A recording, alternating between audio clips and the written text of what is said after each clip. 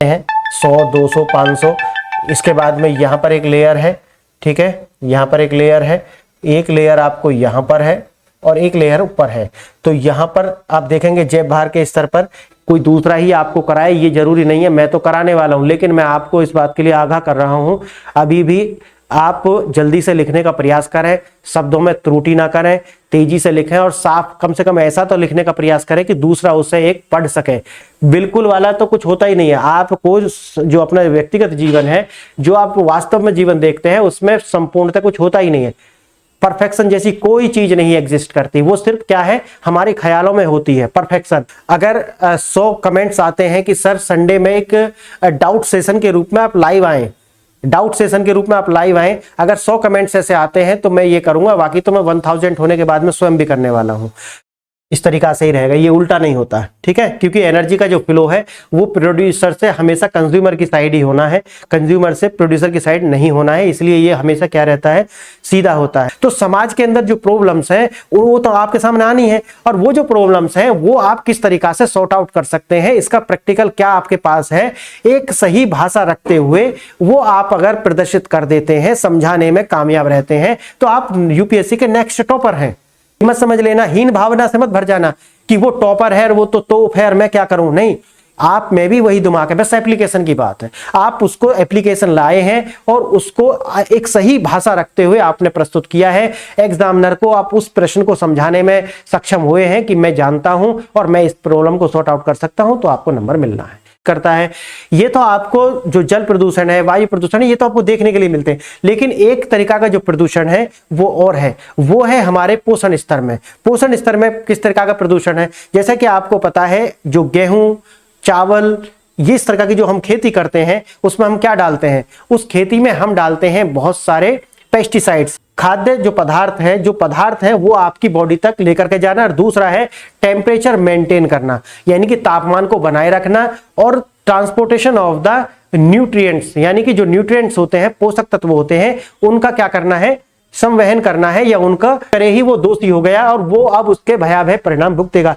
आपके शरीर में, मेरे शरीर में और सब दुनिया में जितने भी लोग हैं उनके शरीर में प्लास्टिक पाई गई है, प्लास्टिक पाई गई है, जबकि आपने डायरेक्ट तो कोई प्लास्टिक खाई नहीं है, तो ये प्लास्टिक कैसे पहुंची आपकी बॉडी में, कि हिंदी मीडियम में इनके ऊपर कोई भी प्रमाणिक बुक नहीं है, ना तो ज्योग्राफी की ऐसी कोई बुक है जो आपको कह देगा कि भाई आप ये पढ़ लीजिए और आपका ये एनफ है या फिर सही है, आपको समझ पैदा हो जाएगी, है ना, या फिर एनवायरमेंट की कोई ऐसी बुक नहीं है जो आप पढ़ लें और हो जाएगी, कहने के लिए कोई, ठीक है, को मैं आपको उसी पिच पर आपको बॉलिंग करा रहा हूं जिस पर यूपीएससी कराने वाली है। वो मैं पहले ही आपको बता दूंगा कि यूपीएससी ये बताएगी आपको, और वो आप जाने होंगे, तो फिर आपका रिजल्ट कौन रोकेगा, मुझे बताइए। नरक और स्वर्ग की जो अवधारणा है वो कहीं और नहीं है, हम अनजाने में ही नरक भोग रहे हैं, और आने वाली जो जनरेशन है उसके लिए यहीं पर नरक का इंतजाम कर रहे हैं। सांद्रण बढ़ना, सांद्रण का समझ रहे हैं ना आप, कंसंट्रेशन उसका बढ़ना, हाँ, जैव आवर्धन कहलाता है, और इसके 4 तत्व होते हैं, इसके 4 तत्व हैं, और यहीं पर कोई एक पेड़ है, उसका जो फूल है ये, उसमें ये जो पराग है ये कैसे है, मेल है, यानी कि ये क्या है, मेल है। अब वो यहां से उड़ करके आया, ठीक है, यहां से उड़ करके आएगा और यहां पर बैठ जाएगा, या यहां से उड़ करके जाएगा और यहां पर बैठ जाएगा। तो हेलो फ्रेंड्स, प्रीवियस लेक्चर में हमने संख्या पिरामिड तक हमने कर लिया था, संख्या पिरामिड हमने समाप्त किया था, और आज हम देखेंगे, अब हम नेक्स्ट में देखेंगे बायोमास पिरामिड, बायोमास पिरामिड लिखेंगे आज का हमारा जो लेक्चर है हम वो देखेंगे बायोमास पिरामिड। और लेक्चर कौन सा है हमारा, लेक्चर 5 यूनिट 1 और पार्ट 5, लेक्चर 5 यूनिट 5 और पार्ट 5, और सेकंड टॉपिक था उसका, सेकंड पॉइंट था, पहला था संख्या पिरामिड और दूसरा था बायोमास पिरामिड, दूसरा था बायोमास पिरामिड, लिखेंगे इसे।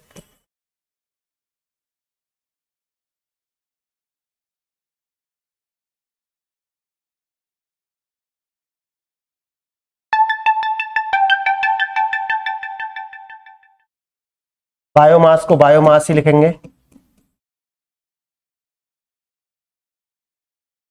Biomass pyramid. देखते हैं इस पे हमारे पास कुछ है तो उसे एक बार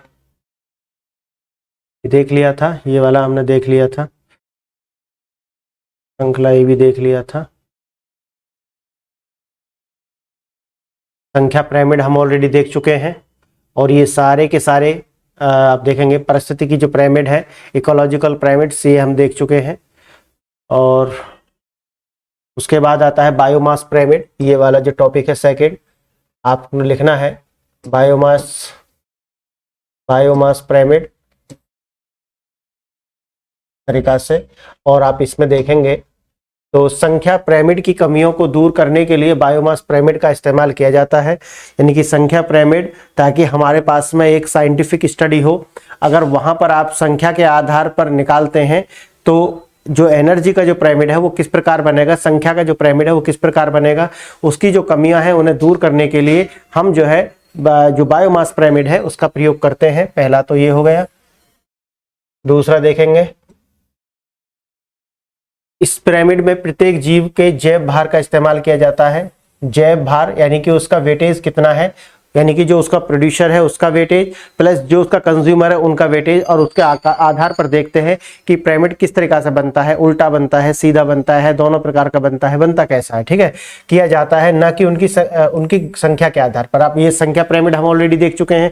संख्या पिरामिड में आपने क्या देखा कि पिरामिड जो प्रोड्यूसर है वो तो बेस में रहेगा, तो उसके आधार पर उल्टा भी बनता है और सीधा भी बनता है, तो दोनों प्रकार के जो पिरामिड है वो बनते हैं। तो ये यहाँ पे है कि जो जीवों का जो जीव भार है उसके आधार पर हम देखेंगे कि जो प्रोड्यूसर है उसके जो कंपैरिजन में कैसे किस प्रकार का जो उसका पिरामिड बनेगा। इसमें किसी विशेष समय पर पोषण स्तर पर सभी जीवों के शुष्क भार का अध्ययन किया जाता है, यानी कैसे भार का, शुष्क भार का अध्ययन किया जाता है। ये वाला पॉइंट याद रखना है आपको। एक तो जो रेड ये हो रहे हैं ना, ये वाले रेड, उन पर आपको ध्यान रखना है, ये वाला, ठीक है। ये जो रेड दिख रहे हैं इनको आपको देखना है, ये आपको ऑप्शन में रखे हुए मिलने वाले हैं, तो इन्हें आप विशेष ध्यान से देखेंगे। उसके बाद में यह पारिस्थितिकी तंत्र में सभी पोषण स्तरों में भंडारित समस्त जीवों का संकलन भार को प्रदर्शित करता है। हाँ, जैव भार, यानी कि ये जो जैव भार है, बायोमास पिरामिड है, यह पारिस्थितिकी तंत्र में सभी पोषण स्तरों में भंडारित समस्त जीवों के टोटल भार को क्या करता है, प्रदर्शित करता है। ये आप इसे देखेंगे। और दूसरा है, इसमें दो प्रकार के बायोमास पिरामिड होते हैं, पहला है सीधा और दूसरा है उल्टा, यानी कि यहाँ पर भी संख्या पिरामिड के प्रकार से ही दोनों प्रकार के जो पिरामिड है वो बनेंगे। तो अब आप लिखना प्रारंभ करेंगे इसमें, अब आप लिखेंगे, ठीक है। हाँ, अब आप लिखना है इसमें बायोमास पिरामिड आपने डाल दिया है, अब इसमें ABC करके आपको लिखना है।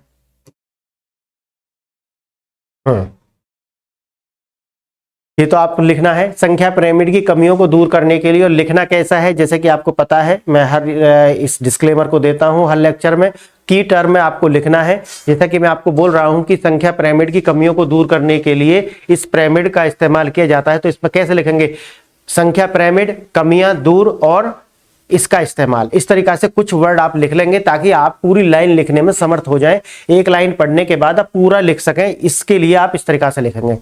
इस पिरामिड में प्रत्येक जीव के जैव भार का इस्तेमाल किया जाता है, तो आप लिखेंगे प्रत्येक जीव का जैव भार, और वो भी कैसा, यानी कि जो जैव भार है वो कैसा होगा, शुष्क भार, शुष्क है ना। हाँ, तो जैव भार के ब्रैकेट में ही लिख लेंगे शुष्क जैव भार या शुष्क भार का इस्तेमाल किया जाता है। हाँ, ठीक है, इस प्रकार से। तो तीनों इसी तरीका से आपको लिखने हैं। और ये लिखना है कि प्रत्येक पारिस्थितिकी तंत्र, यानी कि यह पारिस्थितिकी तंत्र के सभी पोषण स्तरों में भंडारित समस्त जीवों का संकलन भार, यानी कि सारे जीव आपको लेना है और उनका आप टोटल कर लेंगे, उनको जैव भार को ये प्रदर्शित करता है। और ये दो प्रकार का होता है, कौन कौन सा है, सीधा बायोमास पिरामिड, पहला है सीधा बायोमास पिरामिड,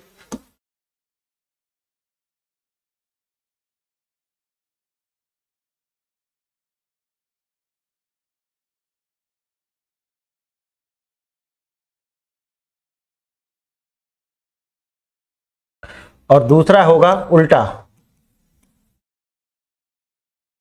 बायोमास पिरामिड, ठीक है। तो ये दोनों हो जाएंगे।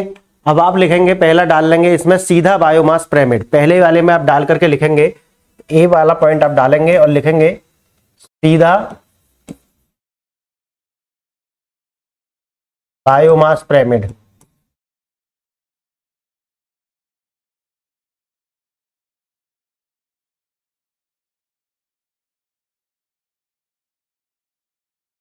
सीधा बायोमास पिरामिड। अब इसमें आप बना लेंगे इसे सीधा बायोमास पिरामिड कैसा होगा। देखो साइड में भी मैंने आपको लगा दिया है, साइड में लगा हुआ है, उसे भी देख लेंगे और मेरे साथ आप अपने हाथ से इसे बना भी लेंगे स्वयं ही। इस तरीका से पिरामिड बनाना है, ठीक है। और इस तरीका से इसमें संस्तर बना लेना है, संस्तर यानी कि उनके लेयर्स बना लेनी है। और यहाँ पर थोड़ा इस तरीका से बनाना है इसे, ताकि आप जैब भार भी यहाँ पर दिखा सकें साथ ही साथ। ओके हाँ, तो यहाँ पर ये जो हरे पौधे हो गए हैं, ये हरे पौधे हैं ये सारे, ठीक है। और इनका जो जैब भार है कुछ भी आप ले सकते हैं, 100, 200, 500। इसके बाद में यहाँ पर एक लेयर है, ठीक है, यहाँ पर एक लेयर है, एक लेयर आपको यहाँ पर है और एक लेयर ऊपर है। तो यहाँ पर आप देखेंगे जैब भार के स्तर पर यहाँ पर क्या है, मानो हिरन है, खरगोश है, जो भी आप ले सकते हैं वो हो गया। इस वाले में क्या है, कोई भी लोमड़ी वगैरह है, ये हो गया। और यहाँ पर क्या है, शेर है, ठीक है। यहाँ पर क्या है, हिरन है, ठीक है। यहाँ पर क्या है, लोमड़ी है, और यहाँ पे क्या है, शेर है, ठीक है। अब इनके जैब भार आप लिख लेंगे। सपोज करो इसका है, जब सीधा बनेगा तब इसका क्या है, 1000 kg। सपोज करो 1000 kg। हिरन के वाले में यानी कि हिरन जो है उसका कितना है, सपोज करो 100 या 100, चलो 100 kg, ठीक है। लोमड़ी है, इसका मान लेंगे 10 kg, ठीक है। और इसका है 1 kg। इस तरीके से आप देखेंगे। अब इनका सबका जो ऐड कर देंगे ये दिखाएगा आपको क्या है, इसका जैब भार जो है वो आपको टॉप तक लेकर जाएंगे। और आपको मैंने बताया है कौन सा लेना है, सूखा हुआ, यानी कि जब वो सूख जाएगा उसके बाद का हमें जैब भार ये लेना है। और ये आपको पता है ये क्या है, ये है प्राइमरी प्रोड्यूसर, ठीक है। ये क्या है, प्राइमरी कंज्यूमर, ठीक है, प्राइमरी प्रोड्यूसर, प्राइमरी कंज्यूमर। और ये क्या है आपको, ये भी क्या है, कंज्यूमर है, सेकेंडरी कंज्यूमर। ये क्या है, टर्सरी कंज्यूमर। इस तरीका से है ना। और वो आपको पता है ये नीचे वाला क्या है, प्रोडक्ट है। तो यानी ये हर्बीवोर, ये आपको क्या है, ये है ऑटोट्रॉप्स हैं, बाकी क्या है सारे हेटेरोट्रॉप्स हैं। और ऊपर क्या है, जो शेर है, ये जो लोमड़ी है ये भी क्या होती है, कार्निवोर्स होती है। और जो शेर है वो टॉप कार्निवोर्स होता है। तो इसका मतलब क्या है, अगर आप प्रोडक्ट से कार्निवोर्स की ओर चलेंगे तो उसका जैब भार जो है वो क्या है, टोटल में कम होता चला जाएगा। देखेंगे एक पॉइंट इसमें लिखना प्रारंभ करेंगे, ए पॉइंट लिखेंगे यहाँ पे और लिखेंगे इसमें, स्थल पर पाए जाने वाले अधिकतर परितंत्रों के लिए बायोमास के पिरामिड में आधार तल प्राथमिक उत्पादों से बनता है। क्या लिखेंगे, स्थल पर पाए जाने वाले अधिकतर परितंत्रों के लिए बायोमास के पिरामिड में आधार तल प्राथमिक उत्पादों से बनता है। याद रखना 2 वर्ड है यहाँ पे, एक तो जो पारितंत्र है कौन से, यानी कि स्थल पर, यानी कि जमीन पर पाए जाने वाले पारितंत्र। और दूसरा है कि इसके जो अधिकांश जो है, अधिकतर याद रखना है। आप टोटल आपको बोलता है तो गलत हो जाएगा, अधिकांश उसने बोला तो इस वर्ड को याद रखना है, अधिकांश या अधिकतर, और ऑल नहीं, सभी नहीं, ठीक है। प्राथमिक उत्पाद जो होते हैं उसके बेस में होते हैं, और जो सीड्स पर होते हैं वो टॉप कार्निवार होते हैं, यानी कि सीड्स पर लघु पोषक स्तर के होते हैं, ठीक है, टॉप पर कार्निवोर होते हैं। दूसरा लिखेंगे, बी पॉइंट लिखेंगे, स्वपोषी जीवों, स्वपोषी जीवों यानी कि जो ऑटोट्रॉप्स होते हैं उत्पादों का जैब भार अधिकतम होता है, यानी कि स्वपोषी जो उत्पाद होते हैं उनका जैब भार हमेशा क्या है, अधिकतर होता है। और सी पॉइंट इसमें लिखेंगे, सी पॉइंट लिखेंगे इसमें, ये पॉइंट याद रखने का है, ये आपको एग्जाम में रखे हुए मिलने वाले हैं फ्रेंड्स, ठीक है। अगले पोषण स्तर में प्राथमिक उपभोक्ताओं का जैब भार उत्पादों से कम होता जाता है। समझ गए आप, यानी कि अगले पोषण स्तर पर आप जाएंगे तो जो जैब भार है वो क्या होता जाएगा, कम होता हुआ जाएगा। हाँ, कम होता हुआ जाएगा, ये है आपको याद रखना। अब यहाँ पे सीधा बायोमास पिरामिड हो गया, लिखेंगे अगले पोषण स्तर में द्वितीयक उपभोक्ता का बायोमास प्राथमिक उपभोक्ता से कम होता है। अगले पोषण स्तर में द्वितीयक उपभोक्ता का बायोमास प्राथमिक उपभोक्ता से कम होता है। शीर्ष स्तर पर बहुत कम बायोमास होता है, शीर्ष स्तर पर बहुत कम बायोमास होता है। मैंने आपको ये साइड में लगा दिए हैं दोनों जो पिरामिड्स हैं, वो आप देख लेना, ठीक है। हाँ, साइड में आप देख लेना। अब लिखेंगे उल्टा बायोमास पिरामिड, बी पॉइंट डालेंगे और इसका लिखेंगे उल्टा बायोमास पिरामिड।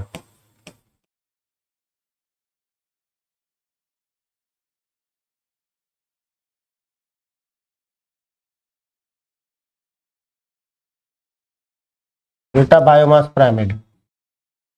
और इसमें लिखेंगे आप, पहला पॉइंट डालेंगे जलीय पारिस्थितिकी तंत्र में, जलीय जल का मतलब है कोई भी वाटर बॉडी जो होती हैं उनके अंदर, हाँ, जलीय पारिस्थितिकी तंत्र में इस तरह का बायोमास पिरामिड उल्टा पाया जाता है। यानी कि इस तरह का बायोमास, यानी कि वहां का जो पिरामिड है, जो जलीय तंत्र होते हैं, जलीय पारिस्थितिकी तंत्र जो होते हैं उनके अंदर जो आपको पिरामिड पाया जाएगा, यानी कि वो क्या होगा, इन्वर्टेड पिरामिड्स होता है, यानी कि उल्टा पिरामिड्स होता है। सेकंड पॉइंट लिखेंगे इसमें, जलीय पारितंत्र के उत्पादक, जलीय पारितंत्र के उत्पादक सूक्ष्म पादप प्लवक जो तीव्र गति से वृद्धि करते हैं, जो तीव्र गति से वृद्धि करते हैं, सूक्ष्म पादप प्लवक। हाँ, मैं इन्हें ये कराने वाला हूं आगे। अभी आप लिखेंगे सूक्ष्म पादप प्लवक जो तीव्र गति से वृद्धि करते हैं, जो कि पिरामिड के आधार तल पर निम्नतम बायोमास का प्रतिनिधित्व करते हैं, जो हाँ लिखेंगे, जो कि पिरामिड के आधार तल पर निम्न बायोमास का प्रतिनिधित्व करते हैं। हाँ, इस प्रकार यह पिरामिड उल्टा दृश्य होगा, इस प्रकार यह पिरामिड उल्टा दृश्य यानी कि दिखाई पड़ेगा। इस तरीका से आप इसे बना लेंगे, इस तरीका से पिरामिड आप बनाएंगे, मेरे साथ बना करके चलेंगे, ठीक है, मेरे साथ साथ बनाएंगे। ये नहीं है कि हम बाद में बना लेंगे या इसका स्क्रीनशॉट लेकर रख लेंगे, कुछ नहीं है। जिस तरीका से नोट्स आपको बोला गया है उसी तरीका से आप नोट्स बना रहे होंगे, ऐसी मैं आपसे उम्मीद कर सकता हूं। क्योंकि अगर मैं आपसे इतनी बड़ी जिम्मेवारी ले रहा हूं तो उसके साथ में आपको कुछ तो रिस्पॉन्सिबिलिटी मैं भी दूंगा ना। और वो रिस्पॉन्सिबिलिटी यही है कि जो मैं बता रहा हूँ उसको आपको रिलीजियसली फॉलो करना है, उसमें कोई भी कोताही, कोई भी तरीका का आलस्य नहीं बरतना है। नहीं तो आप कहेंगे कि सर मैंने तो थोड़ी सी गलती की थी, तो थोड़ी सी गलती जो है उसके परिणाम भयावह होते हैं, परिणाम बड़े आते हैं। जैसे कि आपको पता है, एक लाइन आप ड्रॉ कर रहे हैं, इस तरीका से एक लाइन ड्रॉ कर रहे हैं आप, अचानक से अगर आप छोटा सा एक बिंदु यहाँ पर इस तरीका से मोड़ देते हैं तो अभी जहां पर कोई एंगल नहीं बन रहा था वहां पर 90 का एंगल बन गया, 90 का एंगल बन गया। समझ गए आप ये वाली बात? तो छोटी सी गलती छोटी नहीं होती, वो दिखने में छोटी होती है, लेकिन उसका जो परिणाम है वो 0 एंगल से सीधा 90 एंगल पर लेकर चला गया। अब आ गया समझ में? इसीलिए छोटी गलती नहीं करनी है, कोई भी गलती आपको नहीं करना है। जैसा मैं आपके साथ बना रहा हूं लेक्चर, अगर आप तीव्र गति से लिखते हैं तो आप इसकी स्पीड बढ़ा लेंगे, और अगर आप मंदे लिखते हैं, कम तेजी से लिखते हैं, तो आप इसकी जो गति है वो कम भी कर सकते हैं। YouTube ने ये फैसिलिटी आपको दी गई है। सेटिंग्स के अंदर जाएंगे और वहां आपको प्लेबैक स्पीड के नाम से एक ऑप्शन दिखाई पड़ेगा, और प्लेबैक स्पीड में जाकर के आप इस तरीका से प्लेबैक स्पीड, इस तरीका से स्पीड, और यहां पर आपको गति घटाने का और गति बढ़ाने का दोनों ऑप्शंस दिया गया है। नीचे की ओर आप गति बढ़ाएंगे, यानी कि जैसे आप 1.25 मल्टीप्लाई में, या 1.5 या 1.75 और या 2, ठीक है, आप इतनी गति बढ़ाकर, और इसका जो है उल्टा यानी कि वाइस वर्सा इधर भी आप जा सकते हैं, यानी कि आप जो गति है उसका 1.25 कम करके आप देख सकते हैं, या 1.5 कम करके आप देख सकते हैं। जैसी भी आपकी गति हो, मैं तो ये कहूंगा कि गति बढ़ा करके आप देखें इसे, क्योंकि आप जल्दी से लिखने की आदत डालें। यूपीएससी में आपको तेजी से आंसर लिखने होंगे, मैं उसकी ट्रेनिंग तो यहाँ पे कराऊंगा, लेकिन आप अपने स्तर से भी प्रयास करेंगे। कोई दूसरा ही आपको कराए ये जरूरी नहीं है, मैं तो कराने वाला हूं, लेकिन मैं आपको इस बात के लिए आगाह कर रहा हूं, अभी भी आप जल्दी से लिखने का प्रयास करें, शब्दों में त्रुटि ना करें, तेजी से लिखें, और साफ, कम से कम ऐसा तो लिखने का प्रयास करें कि दूसरा उसे एक पढ़ सके। ऐसा ना हो कि वो पढ़ ही ना पाए, आप ही पढ़ पाए। नहीं, पेपर में ये गलती नहीं करनी। नोट्स बेशक ऐसा बना लेना कि आप ही पढ़ पाए, दूसरा ना पढ़ पाए, लेकिन कॉपी में जब आप आंसर लिखेंगे तब आपको ऐसा लिखना है कि कम से कम दूसरा पढ़ तो पाए, है ना। हाँ, यानी कि वो एक पढ़ने वाली राइटिंग होनी चाहिए। ऐसा नहीं कि कुछ भी आप लिखते हुए चले गए और वो दूसरा पढ़ ही नहीं पा रहा है, कहो तो जाने वाली स्थिति ना बन जाए, है ना। बूझो तो जाने, हाँ, ये बिहार में बोलते हैं ना, बूझो तो जाने, तो वही वाली स्थिति ना बन जाए, तो उससे बचना है आपको। तो मेरे साथ ऐसा बनाना है। अब आप इसके बेस में देखेंगे, बेस में यहाँ पे देखेंगे, फिर उसके बाद में यहाँ देखेंगे आप, सेकेंड लेयर है, और उसके बाद में ये इसका थर्ड लेयर है। अब इसमें आपको यहाँ देखना है, पहले में यहाँ पे क्या है, इसका जो जैव भार है वो देख सकते हैं आप। यहाँ पर इस तरीका से आप बना मैं इसे, ताकि जैव भार भी इसके साथ ही आ जाए। ठीक है। और ये इसके साथ ही इस तरीका से कर लेना। यहाँ पर क्या है, मछलियां हैं, यहाँ पर क्या है, मछलियां हैं। ठीक है, तरीका से आप मैं इसे बना देता हूं। ठीक है, ये कार्निवोर है। ठीक है, उसके बाद में यहाँ पे क्या है, ये क्या है, छोटी मछलियां हैं। ये क्या है, बिग फिश जिसे बोलते हैं, बिग फिश है। ठीक है, ये स्मॉल है, छोटे वाले हैं। और यहाँ मछली मछली को खाती है, आपको पता है ना, ये इनका अपना भोजन बनाती हैं इसे। और तीसरा जो ये पॉइंट है इसमें, इससे तो हटा दो, 3 ही है ना इसके अंदर।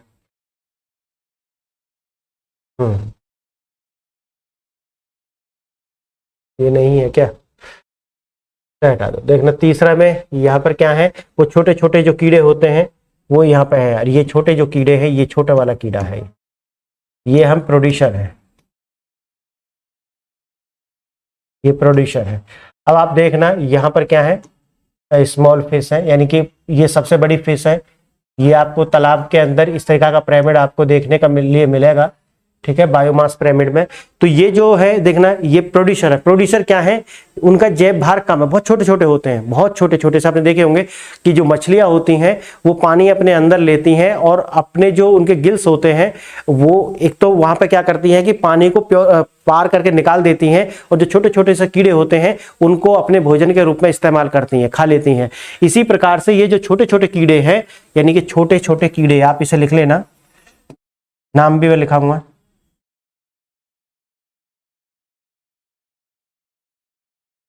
ये जो कीड़े हैं ये भोजन बनते हैं किसका, जो स्मॉल फिश होती हैं उनका। अब स्मॉल फिश जो है और एक बड़ी फिश है, तो जो बड़ी फिश है उसका जो है क्या है, हाँ ये क्या होती हैं, हर्बीवोर्स होती हैं। हाँ, हर्बीवोर्स। ठीक है, ये जो फिश है ये एक टाइप के हर्बीवोर्स होती हैं। और ये जो भी समुद्र के अंदर या जो वाटर बॉडी के अंदर प्लांट्स होते हैं उन पर अपना जो जीवन है वो निर्वहन करती हैं। और यहाँ पर क्या है, वेट के अकॉर्डिंग देखेंगे तो इनका जो मास है वो ज्यादा होगा। ये तो आपको पता है, जो ऊपर बिग फिश होंगी अगर आपको इनको देखेंगे तो इनका मास ज्यादा होगा, फिर उससे कम इसका होगा, छोटे वाले का तो और भी कम होगा।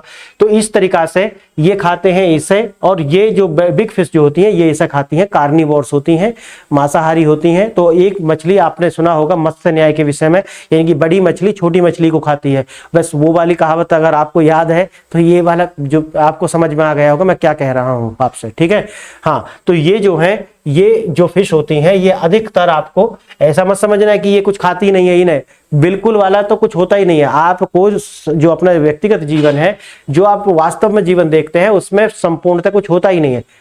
परफेक्शन जैसी कोई चीज नहीं एग्जिस्ट करती, वो सिर्फ क्या है, हमारे ख्यालों में होती है परफेक्शन। जैसे कि बहुत सारे लोग सोचते हैं कि मैं एक दिन आंसर लिखूंगा और ऐसा आंसर लिखूंगा कि उसके बाद में मतलब एग्जामिनर देखता रह जाएगा या पढ़ने वाला पढ़ता रह जाएगा। तो वो वाली जो मानसिकता है वो है परफेक्शन की ओर जाने वाली। तो परफेक्शन कुछ नहीं होता है, यहाँ सब बातें आधी अधूरी हैं, आधे अधूरे सपने हैं, आधे अधूरी हमारी बातें होती हैं, आधे अधूरे यहाँ पर लोग हैं, कोई पूरा नहीं है। पूरे हो गए तो फिर हो गए पूरे, समझ गए। तो पूरा नहीं होना है, बल्कि आपको जैसे आप हैं, जो भी स्थिति में आप हैं, वो आप यूनिक है और आप अपने आप में विशिष्ट हैं, अपने आप में आप क्या है, विशिष्ट हैं। तो यहाँ परफेक्शन जैसी कोई बात नहीं है। ये मत सोचना कि जो स्मॉल फिश है वो छोटे कीड़े खाते ही नहीं है, उन्होंने तो जो व्रत धारण किया हुआ है, नहीं, ऐसा कुछ नहीं है, खाती हैं। लेकिन अपना जो मैक्सिमम जो भोजन है वो जो पेड़ पौधे हैं उनसे करती हैं, और इसीलिए ये जो है हर्बीवोर्स की श्रेणी में आ जाती हैं। लेकिन जो बड़ी फिश होती हैं ये कार्निवोर्स की श्रेणी में आती हैं, कार्निवोर्स, और ये हर्बीवोर्स की श्रेणी में आती हैं, हर्बीवोर्स। अब आप एक बात ध्यान रखना, ये जो सीधा और उल्टा जो बना है ये कैसे बनते हैं, बस इतना बात आपको याद रखना, क्योंकि जो प्रश्न आएगा वो यहीं से आने वाला है।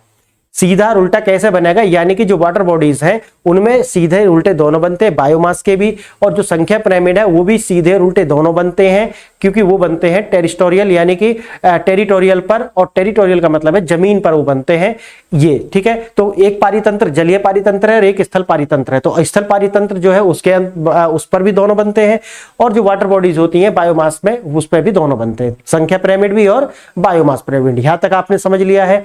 अब आप इस वाले में लिखेंगे उल्टा बायोमास पिरामिड में, जलीय पारितंत्र में इस तरह का बायोमास पिरामिड उल्टा पाया जा सकता है, उल्टा पाया जा सकता है। जलीय पारितंत्र, सेकंड पॉइंट लिखेंगे जलीय पारितंत्र, इसका सेकंड पॉइंट आप लिखेंगे। दूसरा पॉइंट इसमें लिखेंगे जलीय पारितंत्र के उत्पादक यानी कि सूक्ष्म पादक प्लवक जो कि तीव्र गति से वृद्धि करते हैं, जो कि पिरामिड के आधार तल पर निम्नतम बायोमास का प्रतिनिधित्व करते हैं, ये मैं लिखा चुका हूं। अब बड़ी व्हेल मछलियां उसके उच्चतम भार पर, उसके उच्चतम भार पर, हाँ उच्चतम भार पर या उच्चतम भार का प्रतिनिधित्व करती हैं। इस प्रकार यह पिरामिड उल्टा दृश्य होगा, यानी कि जो उल्टा इसलिए है क्योंकि जो उच्चतम है वहां पर क्या है, बिग फिश है, जैसे कि व्हेल मछली हो गई है, वो छोटी जो मछली होती है उनका शिकार करती हैं, उन्हें खाती हैं। तो जो कार्निवोर है वो उसका क्या है, आधार तल पर है, समझ गए ना आप। हाँ वो आधार तल यानी कि ऊपर की ओर है, इसलिए ये जो पिरामिड है वो उल्टा पिरामिड बना है। मैं साइड में इसे लगा दिया हूं, आप इसे देख लेंगे एक बार कि मैं क्या कहना चाह रहा हूं आपसे, ठीक है। हाँ वो उलट जाएगा, ठीक है। अब देखेंगे उल्टा बायोमास पिरामिड मैंने आपको साइड में लगा दिया है, आप वो देख लेंगे। और इनका अगर मैंने जैसा कि आपको बताया है, मैं आने वाले समय में ये व्यवस्था भी कर रहा हूं कि जैसे ही हमारे 1000 सब्सक्राइबर पूरे हो जाएंगे, 1000 सब्सक्राइबर या उससे पहले भी जैसा कि आप बोलेंगे वैसा हम कर लेंगे।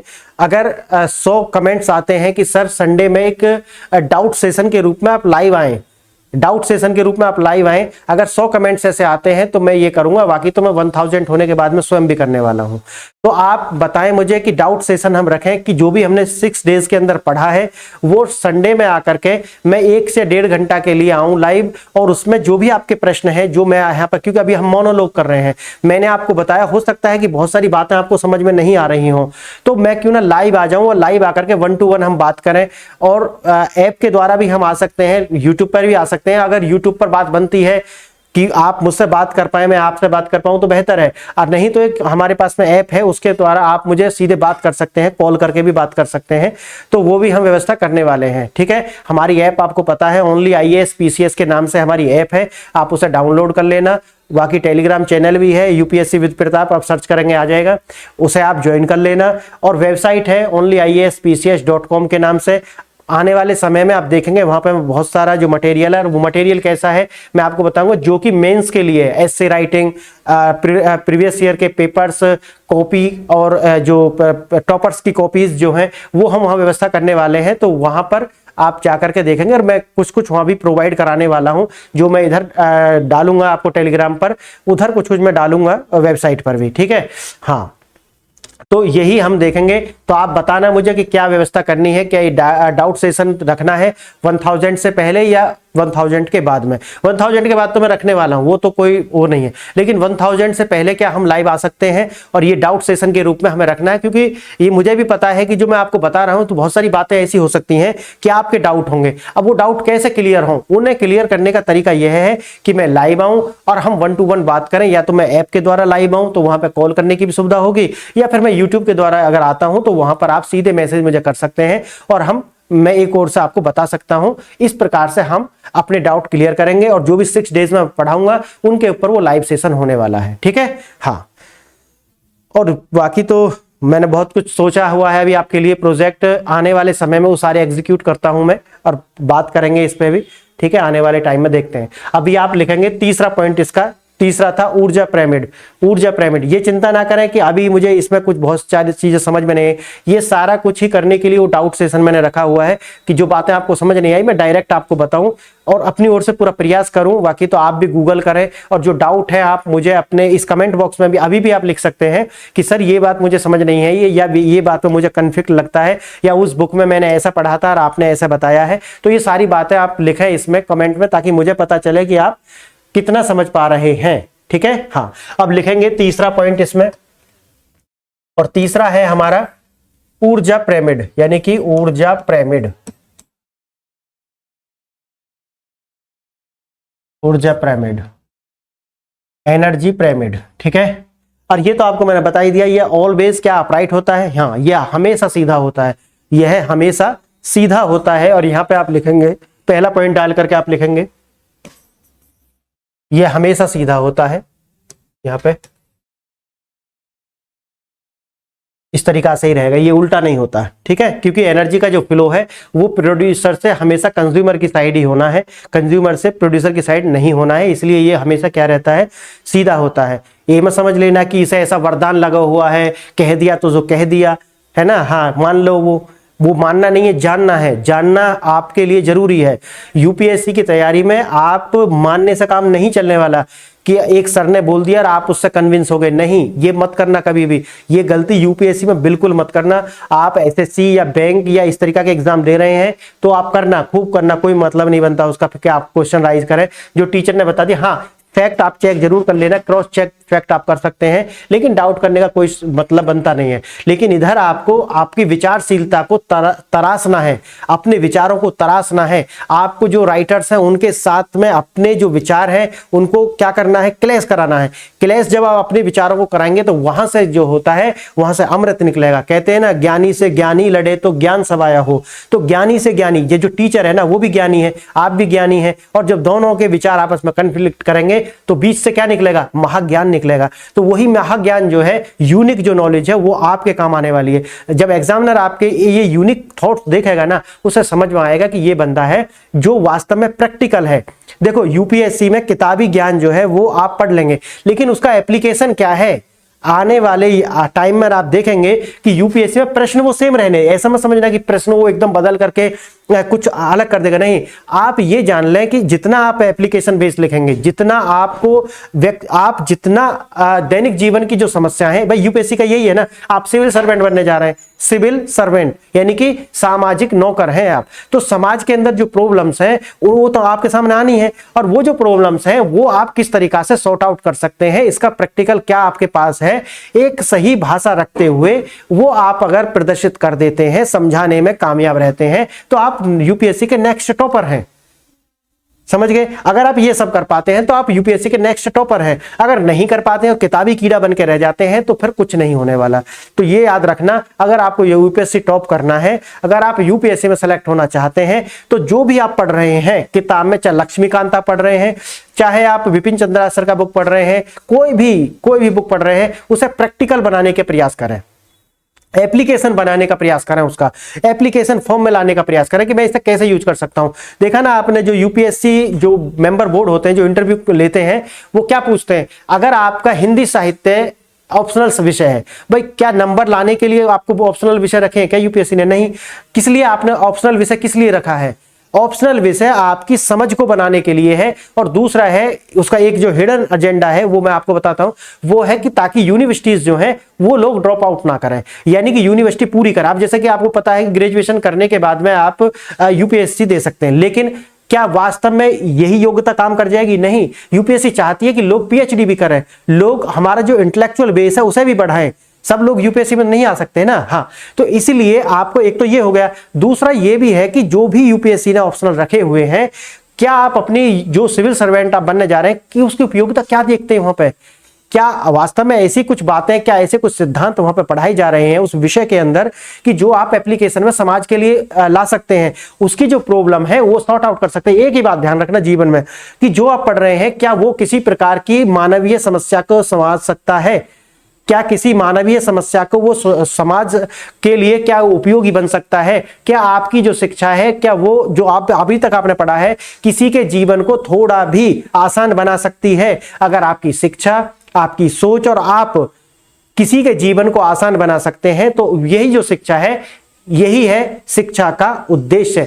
यही क्या है? डॉक्टर संपूर्णानंद का आपने पढ़ा है ना, शिक्षा का उद्देश्य क्या है? तो शिक्षा का जो उद्देश्य है यही है कि जो समाज के अंदर आप देख रहे हैं, सारा जो केंद्र में है वो मानव है, और मानव के इर्द गिर्द जो समस्या है, मानव से क्या बनता है, पॉपुलेशन बनती है, जनसंख्या, और उससे समाज का निर्माण होता है। और समाज के सामने जो समस्याएं हैं उनको आप किस तरीके से सॉर्ट आउट करते हैं, यही सिविल सर्विस का उद्देश्य भी है। वो ऐसे ही लोग चाहते हैं, ऐसे नहीं कि जो डीयू से पढ़े हुए वो लोग होना चाहिए, नहीं, क्योंकि डीयू से पढ़े हुए लोग, जेएनयू से पढ़े हुए लोग क्या करते हैं, उनके पास में प्रैक्टिकल नॉलेज होती है, और वो उन बातों को एक सही भाषा में रहते हुए, एक सही हद में रहते हुए एक्सप्रेस कर पाते हैं। ये मत समझ लेना, हीन भावना से मत भर जाना कि वो टॉपर है, वो तो तोप है, मैं क्या करूं, नहीं, आप में भी वही दिमाग है, बस एप्लीकेशन की बात है। आप उसको एप्लीकेशन लाए हैं और उसको एक सही भाषा रखते हुए आपने प्रस्तुत किया है। एग्जामिनर को आप उस प्रश्न को समझाने में सक्षम हुए हैं कि मैं जानता हूं और मैं इस प्रॉब्लम को सॉर्ट आउट कर सकता हूं, तो आपको नंबर मिलना है। समझ गए आप? तो ये आपको ध्यान रखना है। मैं बार बार आपको इसीलिए याद दिला रहा हूं कि किताब तो वही पढ़ते हैं, सब वही किताब है, कोई और नहीं पढ़ता, लेकिन लोग टॉपर भी रहते हैं, लोग सफल नहीं हो पाते। उसमें सबसे बड़ा जो कारण है, एक तो रणनीति हो गया, जो स्ट्रेटजी पे मैं हमेशा बात करता हूं कि प्रीलिम्स में ही लोग भटक जाते हैं, और भटकाने वाले इनकी कमी नहीं है। यूट्यूब पर ऐसे लोग हैं और पेड़ में आपको आपके दिमाग में कचरा फेंक रहे हैं, और आप तुम्हारे घर में कोई कचरा डाल दे तो आप नाराज हो जाते हैं, लेकिन आपके दिमाग में कोई कचरा डाल रहा है तो आपको कोई परवाह नहीं है।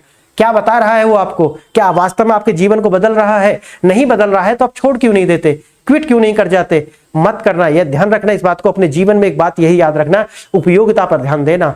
समय का दुरुपयोग और सदुपयोग इसी में है कि आपके लिए, आप अभी किस सिचुएशन में हैं वो आप उपयोग कर पा रहे हैं या नहीं। विद्यार्थी जीवन में समय का जो उपयोग है वह है कि आप पढ़ाई, आपकी जो पढ़ाई है वो आपके लिए, आपकी जॉब के लिए जो आप लेने जा रहे हैं, वो आप कितना समय उसे दे रहे हैं, और वो जो आप देख रहे हैं, जो सुन रहे हैं, जो कर रहे हैं, यानी कि मनसा कर्मणा वाचना, तीन बातें, मन से, कर्म से और वचन से। जो आपके मन में है, जो आपके मन में है वो वचन में आएगा, और जो वचन में है वो कर्म में आ जाएगा। तो इसलिए अपने जो मन में है ना, इसे दूसरों को मत बैठने देना।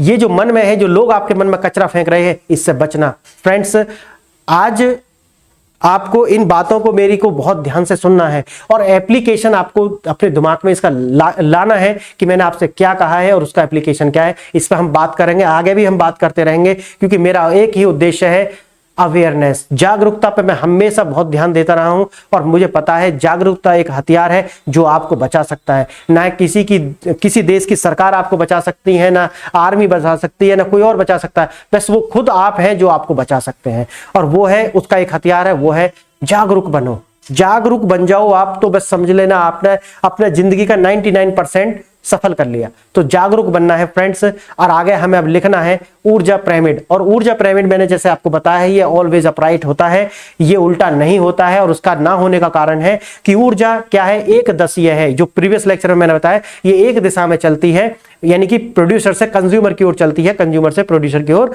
नहीं चलती है। इसलिए हमेशा सीधा लिखेंगे। अब इसमें लिखेंगे, पहला पॉइंट डाल करके आप इसमें लिखेंगे, किसी पारितंत्र के विभिन्न पोषण स्तरों की, किसी पारितंत्र के विभिन्न पोषण स्तरों की कार्यात्मक भूमिका की तुलना करने के लिए ऊर्जा पिरामिड ही सबसे उत्कृष्ट प्रदर्शन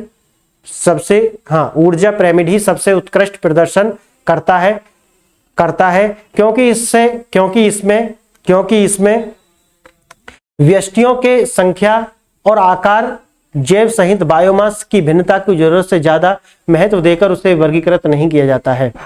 समझ गए? यानी कि आप ऐसे समझे कि पहले में क्या था, नंबर को ज्यादा महत्व दे रहे थे, दूसरे में किसको महत्व दे रहे थे, बायोमास को। लेकिन यहां पर क्या है, जो व्यष्टि हैं, जो उसके अंदर शामिल है, उनकी संख्या आदि को, जो उनका बायोमास है उसको नहीं, बल्कि जरूरत से ज्यादा उसके महत्व को देखा जाता है। समझ गए ना आप? उसका महत्व कितना है इसको देखा जाता है, और जो महत्व देकर उसे वर्गीकृत, जो महत्व देकर के उसको वर्गीकृत नहीं किया जाता है, बल्कि इसका जो महत्व है उसे देखा जाता है। समझ गए? हाँ, आगे देखेंगे ऊर्जा पिरामिड लिखेंगे, सी पॉइंट, इसका सी पॉइंट लिखेंगे। ऊर्जा पिरामिड ऊष्मागतिकी के नियमों का पालन करता है। ऊष्मागतिकी के नियम जो है, ऊर्जा पिरामिड ऊष्मागतिकी के नियमों का पालन करता है। इसमें एक पोषण स्तर से दूसरे पोषण स्तर पर स्थानांतरित होने वाली ऊर्जा को भी दिखाया जाता है। इसमें एक पोषण स्तर से दूसरे पोषण स्तर पर स्थानांतरित होने वाली ऊर्जा को भी दिखाया जाता है।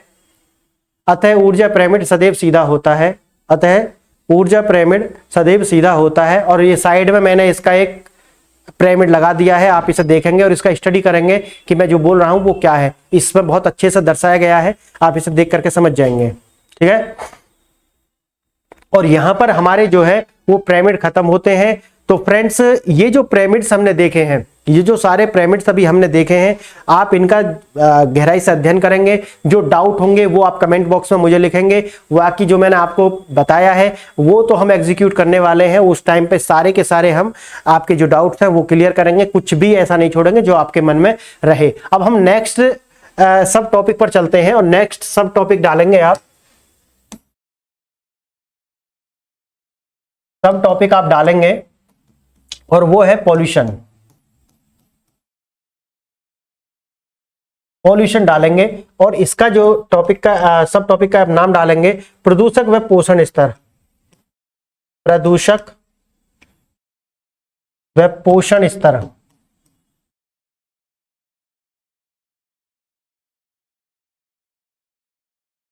प्रदूषक और पोषक स्तर, इससे क्या मतलब है? प्रदूषक और पोषक स्तर से मतलब क्या है मैं आपको बताता हूं। अब आपको पता है कि प्रदूषण तो बहुत तरीका का है। वाटर पॉल्यूशन अलग तरीका से होता है जो जल को प्रदूषित करता है, उसी प्रकार से जो वायु प्रदूषण होता है जो वायु को प्रदूषित करता है।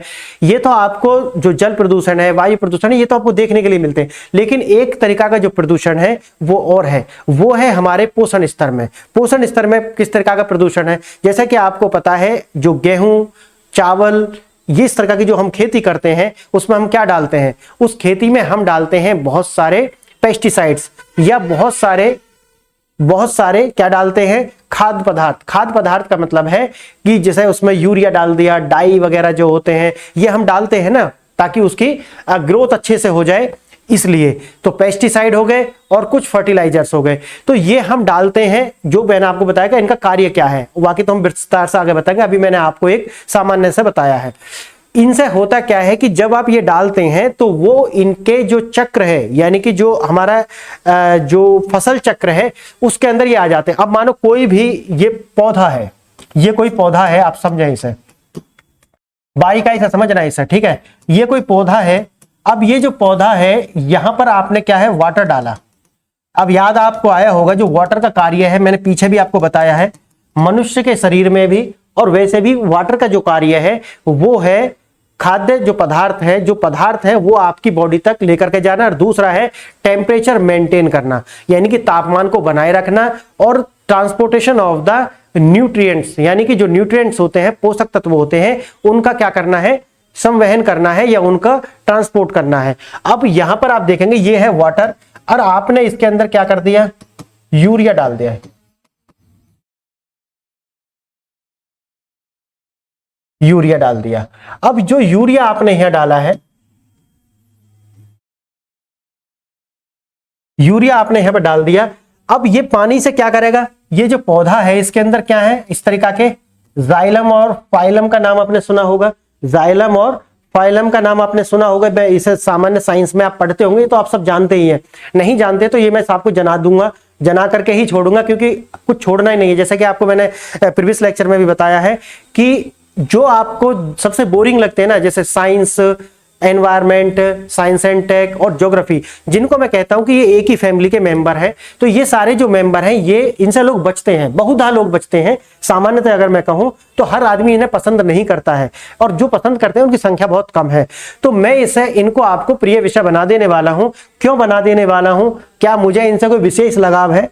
क्या मुझे इनसे कोई विशेष लगाव है या मेरा इनकी ओर कुछ ज्यादा झुकाव है? नहीं फ्रेंड्स, ऐसा नहीं है मेरा, बल्कि मेरा झुकाव है आपके सिलेक्शन की ओर। आपका जो सिलेक्शन है ये 3 विषय कराने वाले हैं। ये 3 विषय आपको, जो 3-4 विषय मैंने आपको ये फैमिली जो बताई है, इनका जो वेटेज है वो 40 से 45 से 50% होता है। प्रीलिम्स के अंदर इसका जो वेटेज है वो 40, 45 या 50% के करीब होता है यूपीएससी प्रीलिम्स के अंदर, और जो भी स्टेट एग्जाम है वहां पे भी। ये बहुत प्रिय विषय आने वाले समय में भी बनते जाएंगे। कारण क्या है कि जो रिसर्च है वो इन पर लगातार जारी है, और रिसर्च जारी है तो नई चीजों की खोज होती रहेगी। और यूपीएससी भी जानती है कि जो पुरानी पिटी पिटाई लाइन है उन पर चलने से कोई मतलब नहीं है। जैसा कि मैंने आपको बताया है, आपको यूपीएससी क्यों प्रश्न पूछेगी, पहले अपने आप से पूछो, यूपीएससी आपसे क्यों प्रश्न पूछेगी, ऐसा हिस्ट्री से क्यों प्रश्न पूछेगी, पॉलिटी से क्यों प्रश्न पूछेगी, क्योंकि वो जानना चाहती है कि क्या आप इन्हें जानते हैं और आप कल जब इस सर्विस में चले जाएंगे तो क्या जाकर के इस समस्या को सॉर्ट आउट कर सकते हैं आप, और अगर आप यहां पर सॉल्व कर रहे हैं तो आपको समझ है। बस कुल मिलाकर के इसलिए इनका जो वेटेज है वो इतना तो है, आने वाले समय में और भी बढ़े इसकी भी संभावना है, आप समझे, क्योंकि यहां पर एक स्कोप है एग्जामिनर के पास में बढ़ाने का। तो मैंने आपको जैसे बताया है कि ये जो तंतु है, जो जाइलम फाइलम है, फाइलम जो है वो फूड जो है उसको ले जाता है और जाइलम जो है वो वाटर कैरी करता है, ठीक है। इससे क्या करेगा कि ये जो है इसके जो पेड़ है, जो फल है, जो इसकी पत्ती है, वहां तक ये जो यूरिया है इसको पहुंचा देगा। आपको पता है कि जो यूरिया है, जो भी पेस्टिसाइड्स है वो आपकी बॉडी के लिए खतरनाक है, और ये जो खतरनाक है, ये जब कल आप इसके जो फल हैं वो खाएंगे, इसका जो फल है वो आप खाएंगे, या जो गेहूं है या बाजरा है, जो भी आप खाएंगे, कल क्या करने वाला है वो आपकी बॉडी में चला जाएगा। और बॉडी में जाने के बाद में आपको मैं आगे यही पढ़ाने वाला हूं कि कुछ होते हैं ऐसे पेस्टिसाइड्स या ऐसे जो खाद्य पदार्थ जो क्या होते हैं, फैट डिसॉल्व होते हैं, और कुछ ऐसे होते हैं जो वाटर डिसॉल्व होते हैं। जो वाटर डिसॉल्व होते हैं वो आसानी से आपकी बॉडी से बाहर निकल सकते हैं, और जो फैट डिसॉल्व होते हैं वो आपकी बॉडी में एकत्रित हो जाते हैं, जिसे हम बायोमैग्निफिकेशन बोलते हैं। बायोमैग्निफिकेशन यही है कि इसके अंदर जाकर के वो इकट्ठे हो जाएंगे और वो आपकी बॉडी में चले जाएंगे। क्योंकि ऐसी भी रिसर्च है कि जो छोटे बच्चे हैं ना, जो 6-6, 7-7 महीने के हैं, उनके अंदर भी ऐसे तत्व पाए गए हैं जो कि उन्होंने अभी खाया ही नहीं है। अब जो फूड उन्होंने खाया नहीं है तो उसकी जो पॉल्यूशन है उसके अंदर कैसे पहुंच गए, बच्चे के अंदर कैसे पहुंच गए, क्योंकि माँ के दूध से पहुंचे हैं। वो जो माँ ने उसे दूध पिलाया ना, उसकी बॉडी में माँ के दूध से वो चले गए हैं।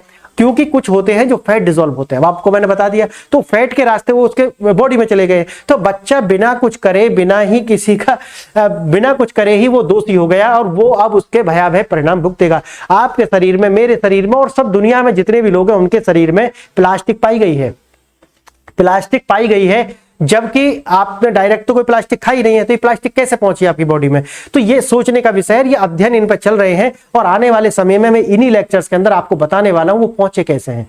इनकी स्टडी है और मैं आपको बताऊंगा वो पहुंचे कैसे हैं। तो अपने जो दिमाग है ना उसे खोल कर रखना है और इन बातों को ध्यान से समझना है, ठीक है। और मैं साइड में जो मैंने अभी आपको बताया है उनकी कुछ मैं जो इमेजेस हैं वो आपको लगा दूंगा, ध्यान से रोक करके देखना है, ऑब्जर्वेशन करना है। ऑब्जर्वेशन मैंने आपको बताया है, ऑब्जर्वेशन रखना है, इस पर अवेयरनेस आपके अंदर लानी है, अपने अंदर अवेयरनेस लेकर के आनी है, ऑब्जर्व करना है अपने आसपास की चीजों को, उनके प्रति सजग और जागरूक रहना है। चाहे आप रास्ता में चल रहे हो, लेकिन जागरूकता आपने हमेशा, इसे ही बुद्ध क्या कहते थे, भगवान बुद्ध क्या कहते थे, इसे वो श्रुति बोलते थे, श्रुति। हाँ, श्रुति में रहना है, यानी कि जागृत अवस्था में, सो रहे हैं तो भी आपको जागृत अवस्था में रहना है, मन जागा है, मन की आंख खुली है, समझ गए। तो इस तरीका से ये जो अशुद्धि है वो इसके फल के अंदर पहुंच जाएगी और उसके द्वारा ही आपकी बॉडी में प्रवेश कर जाएगी। अब जो प्रदूषक है, ये पोषण स्तर है, ये पोषण स्तर के द्वारा आपकी बॉडी में कैसे पहुंचते हैं। अब आप पहला लिखना प्रारंभ करेंगे, ए पॉइंट डालेंगे और यहां लिखेंगे, आप पहला पॉइंट डालेंगे और आप लिखेंगे किसी भी पारिस्थितिकी तंत्र में, लिखेंगे किसी भी पारिस्थितिकी तंत्र में प्रदूषक, विशेषकर गैर निम्नीकरण प्रदूषक, जो है विशेषकर गैर निम्नीकरण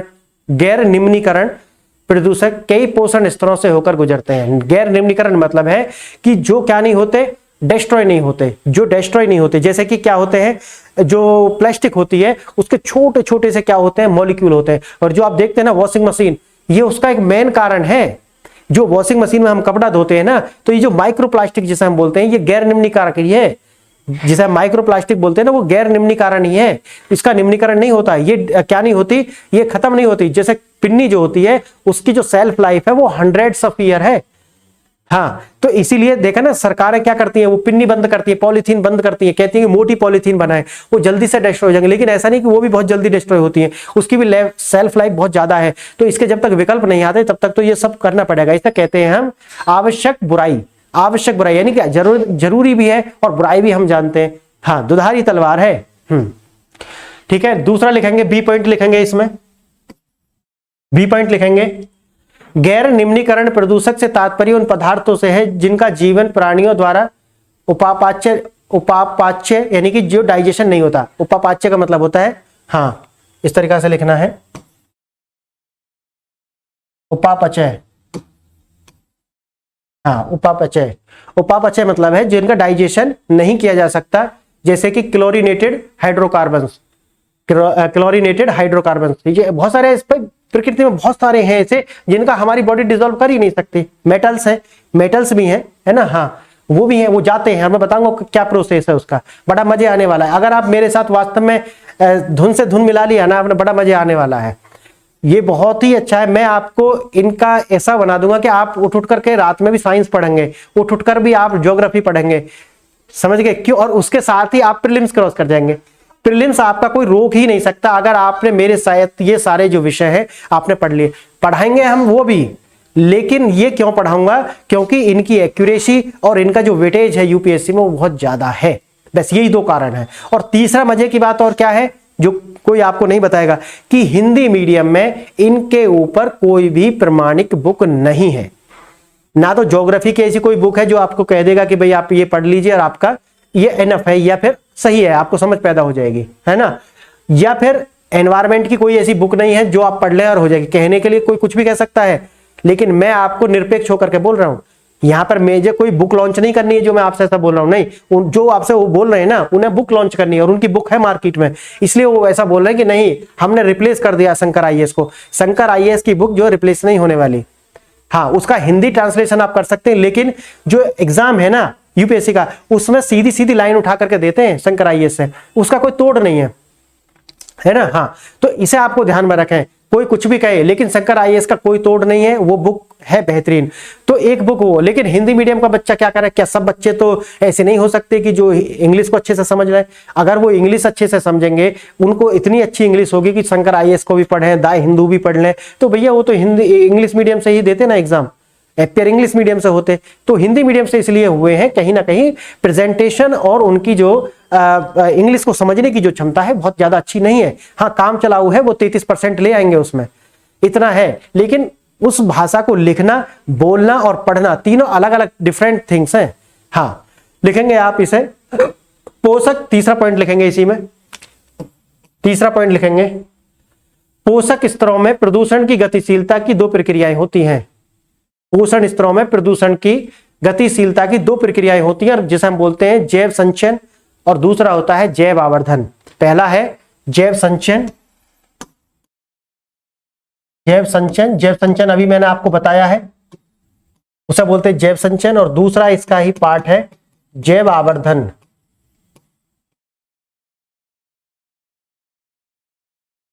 जैव आवर्धन मतलब इसे इंग्लिश में बोलते हैं bio magnification, bio accumulation, bio accumulation, और इसे क्या बोलते हैं बायो मैग्निफिकेशन। जैव आवर्धन को क्या बोलते हैं, आवर्धन मतलब है बढ़ना किसी चीज का, मैग्निफिकेट होना, बायो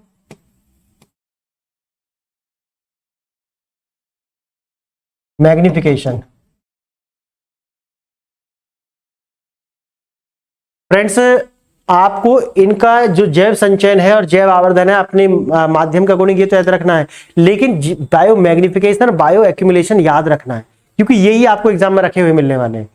हिंदी में भी वो आपको देवनागरी में लिख के दे देगा बायो एक्यूमुलेशन, और देवनागरी में ही लिख देगा बायो मैग्निफिकेशन। तो दोनों को आपको अभी ही याद रख लेना है। जितना मैं बता रहा हूं हिंदी मीडियम के लिए ये चैनल वरदान साबित होने वाला है। 2024 का प्रीलिम्स एग्जाम जो होगा वो आपको दिखाने वाला है कि कितने लोग यहां से सेलेक्ट होते हैं। मैंने अपना टारगेट 1000 का रखा हुआ है, 1000 लोग मुझे यहां से सफल करने हैं, 1000 लोगों का प्रीलिम्स मुझे यहां से क्लियर कराना है 2024 के एग्जाम में। अब आप उनमें से हैं कि जो मेरी बात पूरी तरीके से फॉलो करके चल रहे हैं, अगर है तो आपका होना है, ये लिख करके मुझसे ले लीजिए 110%, लेकिन पूरी तरीका से जैसे मैं बोल रहा हूं उसी तरीका से आपको चलना है।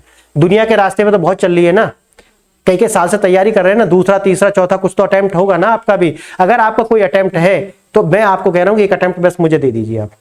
आपने उनके तरीका से चल करके आप फेल हुए हैं या पास हुए हैं मुझे नहीं पता, लेकिन अगर आप इस वीडियो को देख रहे हैं तो पक्का कहीं ना कहीं कमी रह गई होगी, इसीलिए आप इस वीडियो को देख रहे हैं। तो मैं आपसे इस बात को कहना चाहता हूं कि आप मुझे एक अटेम्प्ट मुझे दे दीजिए, आप उस अटेम्प्ट में सफल होंगे, ये मेरा आपको लिख करके दे सकता हूं। बस इतना तो है, ये मेरा अनुभव है, मेरा तजुर्बा है, मेरी जिंदगी का यूपीएससी को लेकर के जो मेरी अपनी एक जो मेरा अपना एक जो अनुभव है, हाँ जो मेरा अपना अनुभव है वो ये कहता है कि जो मैं यहाँ पे करा रहा हूं उससे बाहर नहीं आने वाला, एक भी प्रश्न उससे बाहर नहीं आने वाला। और आपको तो 60% करने हैं बस, ठीक है। को मैं आपको उसी पिच पर आपको बॉलिंग करा रहा हूं जिस पर यूपीएससी कराने वाली है। वो मैं पहले ही आपको बता दूंगा कि यूपीएससी ये बताएगी आपको, और वो आप जाने होंगे, तो फिर आपका रिजल्ट कौन रोकेगा, मुझे बताइए।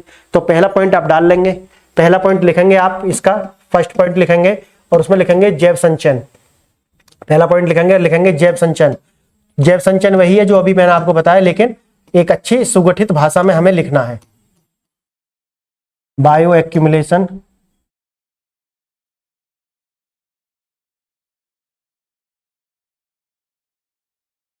लिखेंगे बायो एक्यूमुलेशन, समझा मैंने दिया है। अब आप लिख लेंगे एक बार, और डायग्राम में साइड में भी लगा दूंगा और यहाँ पे बना दूंगा। लिखेंगे जैव संचयन यह दर्शाता है कि किस प्रकार का प्रदूषण खाद्य श्रृंखला के भीतर प्रवेश करता है, किस प्रकार प्रदूषण खाद्य श्रृंखला के अंदर प्रवेश करता है। बताया मैंने अभी आपको कैसे करता है। पेड़ होगा, पेड़ में पानी लगाएंगे, उस पानी के साथ में ही जो माइक्रोप्लास्टिक तो है, क्योंकि हम सब क्या कर रहे हैं, वॉशिंग मशीन का प्रयोग कर रहे हैं, क्योंकि हमें हाथ से तो कपड़े धोने नहीं है। हाँ, हाथ से कपड़े नहीं धोने, हमें वॉशिंग मशीन चाहिए। हमें पता ही नहीं है उसके रिपरकशंस क्या आने वाले हैं, वॉशिंग मशीन के रिपरकशन क्या है आप जानेंगे ना, आप हतप्रभ रह जाएंगे। आप जिसे बोलते हैं ना एस्टोनिशिंग हो जाएगी आपको, एस्टोनिश आप रह जाएंगे और कहेंगे क्या वास्तव में इतने घातक परिणाम है इसके, बहुत घातक है। इसमें जो आप डालते हैं एक तो पानी का वेस्ट होता है, जबकि हम बात करते हैं वाटर कंजर्वेशन की। दूसरा, हम इसमें डिटर्जेंट डालते हैं, पाउडर होता है ना, सर्फ जिसे बोलते हैं। डिटर्जेंट की जो सेल्फ लाइफ है वो हंड्रेड्स ईयर है, वो हम डालते हैं। और तीसरा, जब उसमें वो मशीन घूमती है तो क्या करते हैं, उसमें से माइक्रोप्लास्टिक बनते हैं। और चौथा क्या है, चौथा है जो ये जो पानी है निकल करके कहां जाएगा, ये आपके तालाब के अंदर जाएगा, और वो क्या होकर के फिर आपकी बॉडी के अंदर आ जाने वाला है। और एक है जो लाइट आप खर्च करते हैं, क्योंकि आपको पता है 2023 के पेपर में भी पूछा है कि भारत का जो अधिकतर विद्युत उत्पादन है वो किससे होता है, कोल से होता है। कौन से होता है ना, तापीय विद्युत ऊर्जा। हाँ, तापीय ऊर्जा, ताप किससे बनेगा, कोयला से बनेगा। तो जो हम कोयला जला रहे हैं उससे क्या हो रहा है, उससे एनवायरमेंट प्रदूषित हो रहा है, तो क्लाइमेट चेंज वाला जो प्रॉब्लम है। तो ये आप कनेक्ट करके देखेंगे तो आपकी वॉशिंग मशीन कहां तक पहुंच जाएगी आपको भी पता नहीं है। ये वॉशिंग मशीन जो है ना कहां तक पहुंच जाएगी, आप मैं ये भी कह रहा हूं ना, हतप्रभ जो रह जाएंगे आप, इसलिए हतप्रभ रह जाएंगे क्योंकि आपको भी नहीं पता है वॉशिंग मशीन क्या कर रही है, धमाल मचा रही है आपकी लाइफ में। आने वाली जो जनरेशन है उनको होते ही कैंसर आप कैंसर दे रहे हैं। आने वाली जो जनरेशन है उनको पैदा होने से पहले आप कैंसर दे रहे हैं, ये जो वॉशिंग मशीन है। और ये आपकी जीवन शैली का एक अंग बता रहा हूं अभी मैं। आपकी जो जीवन शैली है, अगर मैं सारे आपको डायमेंशन खोल दिया ना मैंने, आप कहेंगे क्या हम इतनी बकवास लाइफ जी रहे हैं, क्या हम आने वाली जो समय की जो जनरेशन है उनके ऊपर इतना अत्याचार कर रहे हैं। आप यहीं से नरक और स्वर्ग की जो अवधारणा है वो कहीं और नहीं है, हम अनजाने में ही नरक भोग रहे हैं, और आने वाली जो जनरेशन है उसके लिए यहीं पर नरक का इंतजाम कर रहे हैं। तो फ्रेंड्स, ये सभी मैं आपको आने वाले समय में बताने वाला हूं, 1 बाय 1 करके। इसे हम कहते हैं एप्लीकेशंस ऑफ द स्टडी, यानी कि जो भी हम पढ़ रहे हैं, जो भी अध्ययन हम कर रहे हैं, उसका एप्लीकेशन क्या है लाइफ में, उसके रिपरकशंस क्या है, उसके पॉजिटिव क्या है, उसके नेगेटिव क्या है, और वे फॉरवर्ड क्या है, यानी कि आगे का रास्ता क्या है, ये सब मैं यहां बताने वाला हूं। और चलते फिरते आईएएस आप बन जाएंगे, मेरे साथ रहेंगे तो। आईएएस और कुछ नहीं है, माइंड सेट है। आईएएस के 4 हाथ पैर नहीं होते, ये जो लोग बनते हैं कोई अद्भुत नहीं होते, या उनके पास कोई बड़ा दिमाग नहीं होता, जीनियस नहीं होते। उनकी आईक्यू और आपकी आईक्यू में ज्यादा अंतर नहीं है, टेस्ट करा लेना। अंतर सिर्फ एक है, विचार का, गाइडेंस का, स्ट्रेटजी का। समझ गए? ये अगर आपने पार्ट लिया, ये आपने जितनी जल्दी से मीट आउट कर लिया, समझ लेना आप भी आईएएस बन जाएंगे। ये है सत्य। ये आपको बताएगा क्यों नहीं, क्या लोग जानते नहीं है इसे? बहुत से लोग जानते हैं। बताते क्यों नहीं है? बताते इसलिए नहीं है क्योंकि कोर्स लॉन्च करना है। अगर बता देंगे तो भैया फिर कौन पढ़ेगा उनसे, आप बताइए मुझे। हाँ, मुझे कोई कोर्स ऐसा लॉन्च आपको करना नहीं है कि नहीं जी मुझे आपको वीडियो देखना है या कुछ ऐसा नहीं, ठीक है। हाँ, आपका कल्याण हो, सर्व, हाँ यही है, सर्वे भवन्तु सुखिनः सर्वे सन्तु निरामया सर्वे भद्राणि पश्यन्तु, ठीक है। ये वाला जो है ना, ये सर्वे भवन्तु सुखिनः वाला है अपना, तो और इससे ज्यादा कुछ नहीं है। हाँ, लिखेंगे आप जैव संचयन यह दर्शाता है, जैव संचयन यह दर्शाता है, जो मैंने आपको अभी बताया है कि जो प्रदूषण है, जो प्रदूषक पदार्थ है वो आपकी खाद्य श्रृंखला में कैसे प्रवेश करते हैं। सेकंड पॉइंट लिखेंगे जैव संचयन, इसका पहला पॉइंट डालेंगे जैव संचयन और इसे लिखेंगे बायो एक्यूमुलेशन, बायो एक्यूमुलेशन। और इसमें आपको बायो एक्यूमुलेशन की फॉर्म में ही इसे याद रखना है, बायो एक्यूमुलेशन के ही नाम से इसे याद रखना है, क्योंकि वो देवनागरी में भी लिख करके आपको बायो एक्यूमुलेशन ही देगा, तो आप जैव संचयन के हिसाब से बायो एक्यूमुलेशन ही याद रखेंगे। और इसमें पहला पॉइंट लिखेंगे, पहला पॉइंट लिखेंगे जैव संचयन यह दर्शाता है, जैव संचयन यह दर्शाता है कि किस प्रकार प्रदूषक किस प्रकार प्रदूषण खाद्य श्रृंखला के भीतर प्रवेश करते हैं। और दूसरा लिखेंगे जैव संचयन खाद्य श्रृंखला में पर्यावरण से जीवों में, जैव संचयन खाद्य श्रृंखला में पर्यावरण से जीवों में प्रदूषकों के बढ़ते संकेंद्रण को दर्शाता है। संकेंद्रण मतलब है कंसंट्रेशन, कंसंट्रेशन मतलब आपको पता चलेगा संचयन, इसका मतलब है कि जो प्रदूषक है, जिसमें आपको मैंने बताया कि माइक्रोप्लास्टिक्स हो सकते हैं, यूरिया, डाई या इसी तरीका के पेस्टिसाइड्स, या फिर जो खाद होते हैं फर्टिलाइजर्स वो हो सकते हैं, और डिफरेंट तरीका के और भी जो है प्रदूषक होते हैं, जिनका नाम हम आने वाले एक चैप्टर है पूरा हमने पॉल्यूशन के नाम से रखा हुआ है, उसी में बताने वाले हैं। ठीक है, तो संचयन का मतलब है एकत्रण होना, यानी कि एक प्लेस पर जाकर के वो एकत्रित होते जाते हैं। इसी तरीका से वो प्लांट्स के अंदर होते हैं और आपकी बॉडी में सेम तरीका से वो एक्यूमुलेट होते हैं। बाहर क्यों नहीं निकल पाते, जैसा कि मैंने कहा कि बाहर निकलने के लिए उनका डिसॉल्व होना बहुत जरूरी है, क्योंकि वो वसा में घुलित होते हैं, यानी कि वसा के अंदर घुलते हैं, इसीलिए वो बाहर निकल नहीं पाते। और जो वाटर में डिसॉल्व हो सकते हैं, पानी के अंदर घुल सकते हैं, वो आपके पसीने के द्वारा या फिर यूरिन के द्वारा, यानी कि बाथरूम में, या फिर आपके जो एक्सक्रीटा होता है उसके द्वारा बाहर निकाले जा सकते हैं। समझ गए। आगे आप लिखेंगे जैव, हाँ ये आपने लिख ही लिया। इसका मैंने देखो डायग्राम बराबर में लगाया हुआ है, इससे पॉज करके आप एक बार देख लेना और अपनी कॉपी में इसी तरीका से बना भी लेना है आपको। ठीक है, अब लिखना है जैव आवर्धन, बायो मैग्निफिकेशन। सेकंड पॉइंट आपको लिखना है, सेकंड पॉइंट पर आपको लिखना है जैव आवर्धन, लिखेंगे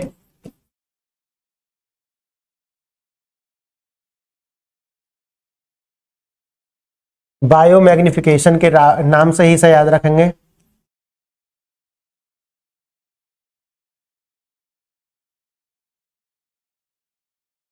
ठीक है, याद रखेंगे। अब लिखेंगे इसमें पहला पॉइंट डाल करके यहां पे लिखने वाले हैं हम, लिखना जैव आवर्धन से आश्रय प्रदूषकों का एक पोषक स्तर से दूसरे पोषक स्तर में सांद्रण बढ़ने से है।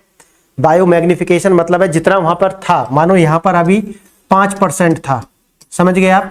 अब यहां से ये किस स्तर है, ये किस स्तर है यहाँ पे, अब यहां पर कंसंट्रेशन और ज्यादा बढ़ना, मैग्नीफाई होना, यानी कि ज्यादा होना, इसे कहते हैं बायो मैग्निफिकेशन। यानी कि जो प्रदूषक एक्यूमुलेट हो रहा है उसमें और ज्यादा वृद्धि होना ही क्या है, जैव आवर्धन है, बायो मैग्निफिकेशन है। प्रदूषकों का एक पोषक स्तर से दूसरे पोषक स्तर में सांद्रण बढ़ना, सांद्रण का समझ रहे ना आप, कंसंट्रेशन उसका बढ़ना, हाँ जैव आवर्धन कहलाता है। और इसके 4 तत्व होते हैं, इसके 4 तत्व हैं, यानी कि इनके 4 भाग अलग अलग हैं। कौन कौन से हैं, एक है लॉन्ग लिव्ड, यानी कि दीर्घ स्थायित्व।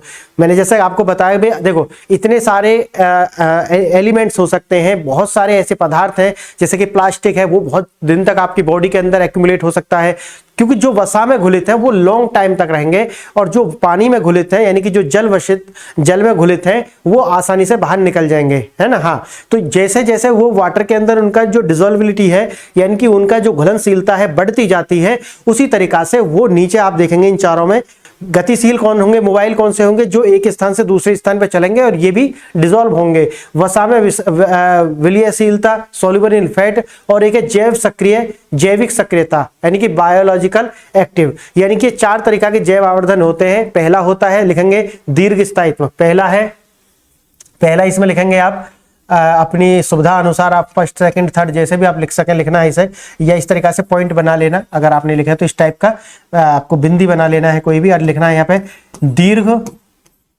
स्थायित्व, यानी कि लॉन्ग लिव्ड।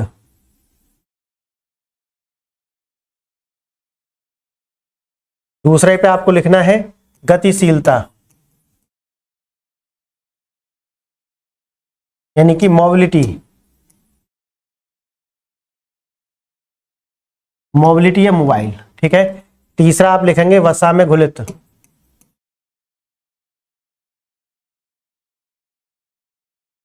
घुलनशील भी लिख सकते हो। ठीक है, यानी कि सॉल्युबल इन फैट, इसे क्या लिखेंगे, सॉल्युबल इन फैट। और तीसरा यानी कि चौथा हम यहां पर लिखेंगे जैविक सक्रियता,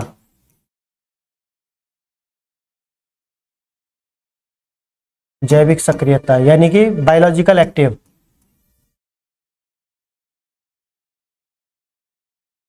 बायोलॉजिकली एक्टिव।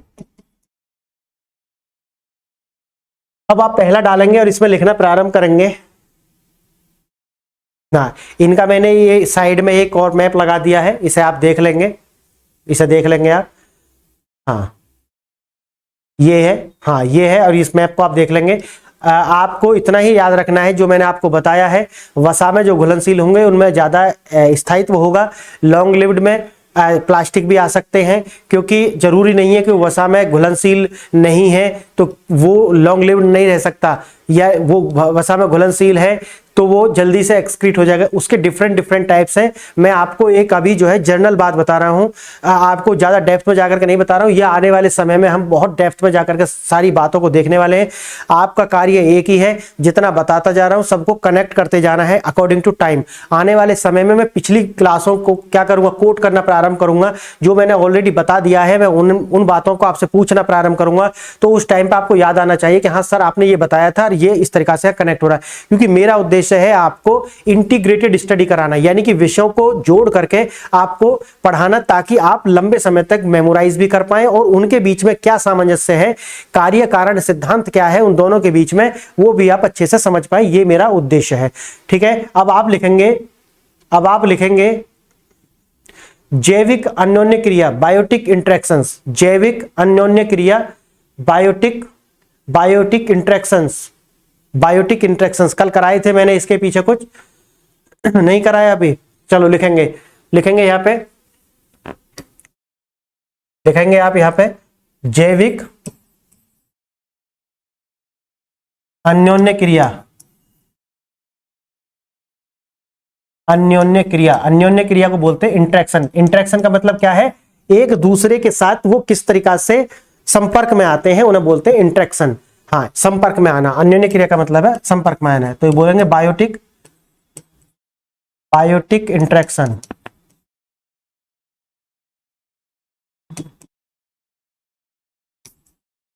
और यहां पे लिखेंगे, इसमें आप इस तरीका से एक सारणी, एक टेबल बना लेंगे मेरे अकॉर्डिंग ही आप यहां चलेंगे, इस तरीका से आप इसे ड्रॉ करेंगे।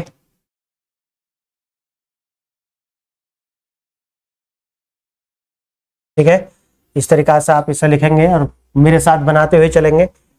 इस तरीका से बना लेंगे आप इसे, और यहाँ पे इस तरीका से एक लाइन ड्रॉ कर देंगे और यहाँ लिखेंगे अन्योन्य क्रिया के प्रकार। अलग पेन ले लेंगे,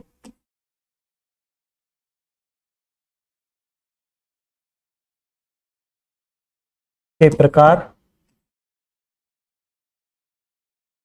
और यहाँ पे लिखेंगे प्रथम प्रजाति,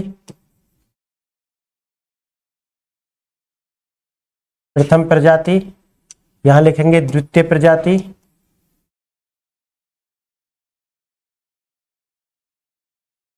द्वितीय प्रजाति, यहां पर लिखेंगे अन्योन्य क्रिया का प्रभाव। यहां पे क्या लिखेंगे, आगे थोड़ा बढ़ा लेंगे इसे, अन्योन्य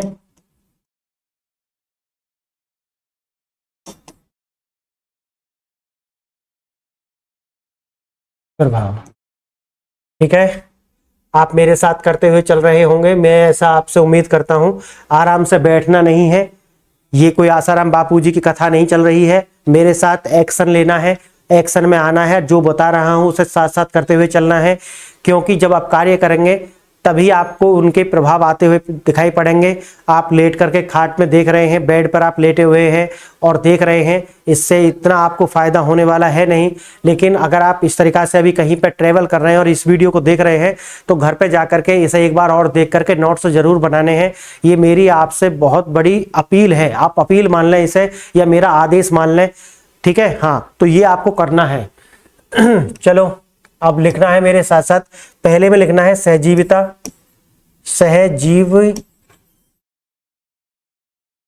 सहजीविता, और इनका इंग्लिश में भी याद रखना है म्यूचुअलिज्म, म्यूचुअलिज्म, ठीक है। इनसे ही याद रखना। हो सकता है कभी कभी वो देवनागरी में म्यूचुअलिज्म ही लिख देगा और आप कभी समझ नहीं पाए, आता हुआ प्रश्न गलत हो जाए, इसलिए क्योंकि यूपीएससी है वो कुछ भी कर सकती है। हाँ, वो कुछ भी कर सकती है, यानी कि उनके 100 खून माफ है। आपको अगर आता है और आपसे आता हुआ प्रश्न गलत हो जाएगा तो उसका 1 साल आपकी खराब हो जाएगी, ठीक है, एक अटेम्प्ट खराब हो जाएगा। तो ऐसा ना करें, थोड़ा सा मेरे साथ आप जो मैं लेकर के चल रहा हूं, आपने देखा होगा यूं तो मैं पूरी तरीका से हिंदी माध्यम के लिए समर्पित हूं, लेकिन मैं इंग्लिश में आपको लिखता हूं। कारण है कि जो आपको चाहिए, कम से कम जितना आपको चाहिए उतना तो आना ही चाहिए। हाँ, इतनी इंग्लिश तो आपको आनी चाहिए। जिन जिन शब्दों की आपको अंग्रेजी चाहिए वो यहाँ पे लिख देता हूँ, इसीलिए ताकि आप इसे 1-2 बार पढ़ेंगे तो आपके दिमाग में ये वैल्यूज जो है वो बैठ जाएंगी, समा जाएंगी और इनकलकेट हो जाएंगी। इनकलकेट का मतलब होता है आपके अंदर, आपके दिमाग में, आपके चरित्र में वो सी चीज समा जानी, वो बातें समा जाना।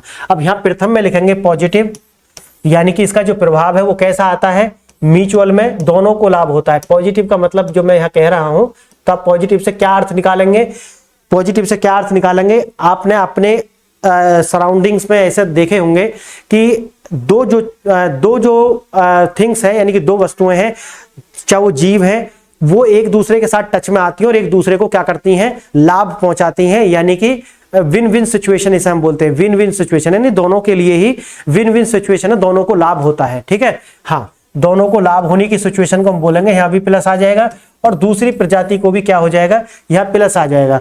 अब यहाँ पे आप कहोगे कि सर ऐसा क्या होता है कि जो दोनों की विन विन सिचुएशन हो।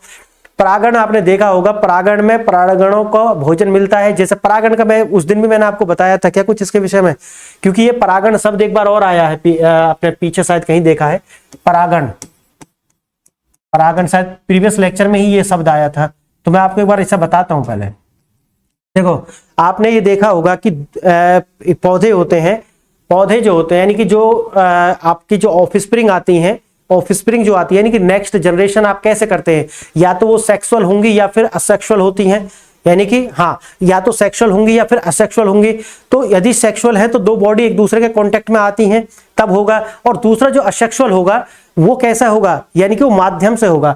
अब कुछ जो पौधे होते हैं वो किस तरीका से अपनी नेक्स्ट ऑफस्प्रिंग लाते हैं, वो क्या करते हैं कि जो भी ऐसे वो सुंदर होते हैं, यानी कि जो फूल है उनका या उनके अंदर कोई महक होती है इस टाइप की जो प्रकृति उन्हें देती है, ताकि उनके पास जो छोटे छोटे इंसेक्ट्स होते हैं, जो वर्ड्स होती हैं, वो किसी तरीका से जो मूव कर सकते हैं एक प्लेस से दूसरे प्लेस पर, वो उनके पास आ जाएं।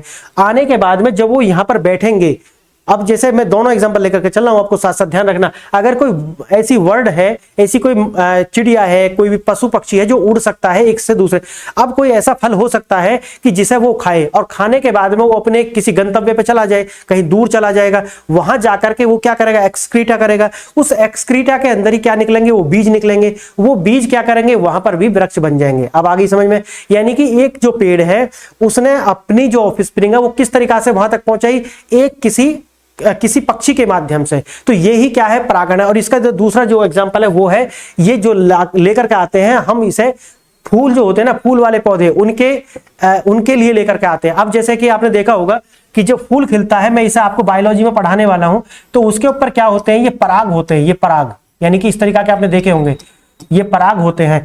कुछ में क्या होता है कि फीमेल और मेल दोनों होते हैं, है ना। हाँ, फीमेल और मेल दोनों होते हैं। जब वो इनके ऊपर आकर के बैठते हैं, जैसे कि मधुमक्खी है, आपने देखा होगा, उसके ऊपर प्रश्न भी आया है आपके प्रीलिम्स में, ऊपर आकर के मधुमक्खी बैठा, तो उनके जो पैर होते हैं उनमें इनके क्या है, ये इनका जो है जो इनका मैं आपको सीमंस जो होते हैं वो उनके पैरों में लग जाते हैं, सीमंस उनके पैरों में लग जाएंगे। अब जब ये उड़ करके, मानो ये क्या है, फीमेल है, सपोज करो ये फीमेल है, और यहीं पर कोई एक पेड़ है उसका जो फूल है ये, उसमें ये जो पराग है ये कैसे हैं, मेल है, यानी कि ये क्या है, मेल है। अब वो यहां से उड़ करके आया, ठीक है, यहां से उड़ करके आएगा और यहां पर बैठ जाएगा, या यहां से उड़ करके जाएगा और यहां पर बैठ जाएगा। तो मेल और फीमेल जो दोनों के जो अंडे हैं, जो दोनों मिलकर के आपस में क्या बनाएंगे, नेक्स्ट स्प्रिंग बनाएंगे। तो इनका इस तरीका से होता है निषेचन, और इसी से क्या होती है, नेक्स्ट जनरेशन क्या होता है, एसेक्सुअल ऑफस्प्रिंग लाने के लिए ये एक क्या है, विधि है, एक प्रक्रिया है जिसमें एक जनरेशन दूसरी जनरेशन तक पहुंचती है। क्योंकि ये दोनों जो पेड़ है ये आपस में बॉडीली नहीं मिल सकते, क्योंकि ये मूवेबल नहीं है, एक यहां से यहां नहीं जा सकता, वो एक ही जगह रहेंगे, लेकिन ऑफस्प्रिंग उन्हें फैलानी है, तो ये परागण के माध्यम से ऐसा होता है। तो अब आप आगे लिखेंगे, इसे इतना समझ लेना बस। लिखेंगे दोनों प्रजातियां लाभान्वित होती हैं, उदाहरण के लिए यहां दोनों प्रजातियां लाभान्वित होती है, इसमें लिखना है, यहां पे इस वाले में लिखेंगे दोनों प्रजातियां लाभान्वित होती हैं। उदाहरण के लिए परागण में परागणों के भोजन मिलता है, परागण में परागणों मतलब वो मक्खी या फिर वो चिड़िया या जो भी वो पशु पक्षी हैं, उनको क्या मिलता है, भोजन मिलता है। और पौधों के पराग निषेचन के लिए अन्य फूलों में स्थानांतरित कर दिए जाते हैं। तो आप समझ गए ये वाला वर्ड, पराग जो है निषेचन के लिए। अब इसका जो पराग है वो फीमेल है, तो मेल वाले में पहुंचा देंगे, क्योंकि वो बैठेंगे, ऐसा नहीं उन्हें पता है नहीं नहीं, ये स्वाभाविक है। यानी कि जो मक्खी या जो भी वहां पर बैठ रहा है, मक्खी है, भंवरा है, और भी बहुत टाइप के होते हैं ना, वो वहां जाकर के बैठते हैं और अपने पैरों में वो चिपक जाते हैं। जो इनका जो अंडकोश होते हैं, यानी कि जो कोश है, वो यहां से यहां तक पहुंचाने का जो कार्य है, ये दोनों होते हैं, क्या बोलते हैं, परागण बोलते हैं। और ये जो परागण करते हैं उन्हें परागण बोलते हैं। और यही जो है क्रिया है पराग निषेचन कहलाती है, और एक फूल से दूसरे फूल में स्थानांतरित होते हैं। अब विन विन सिचुएशन आप समझ लेना, ये है पराग का एग्जांपल देना है जब आप विन विन सिचुएशन में आएंगे, ठीक है। चलो और भी बहुत सारे एग्जांपल हो सकते हैं, लेकिन आप इसे याद रखेंगे, ठीक है। और बराबर में मैंने देखो ये लगाया हुआ है, इसे देख लेंगे। हाँ ये पॉलिनेशन बोलते हैं, पॉलिनेशन, पराग को क्या बोलते हैं, पॉलिनेशन। हाँ ये ठीक है। आगे लिखेंगे आगे सहभोजिता, सेकंड पॉइंट में लिखेंगे सहभोजिता। पहला में ये आपने लिख लिया, दूसरे में लिखेंगे सहभोजिता।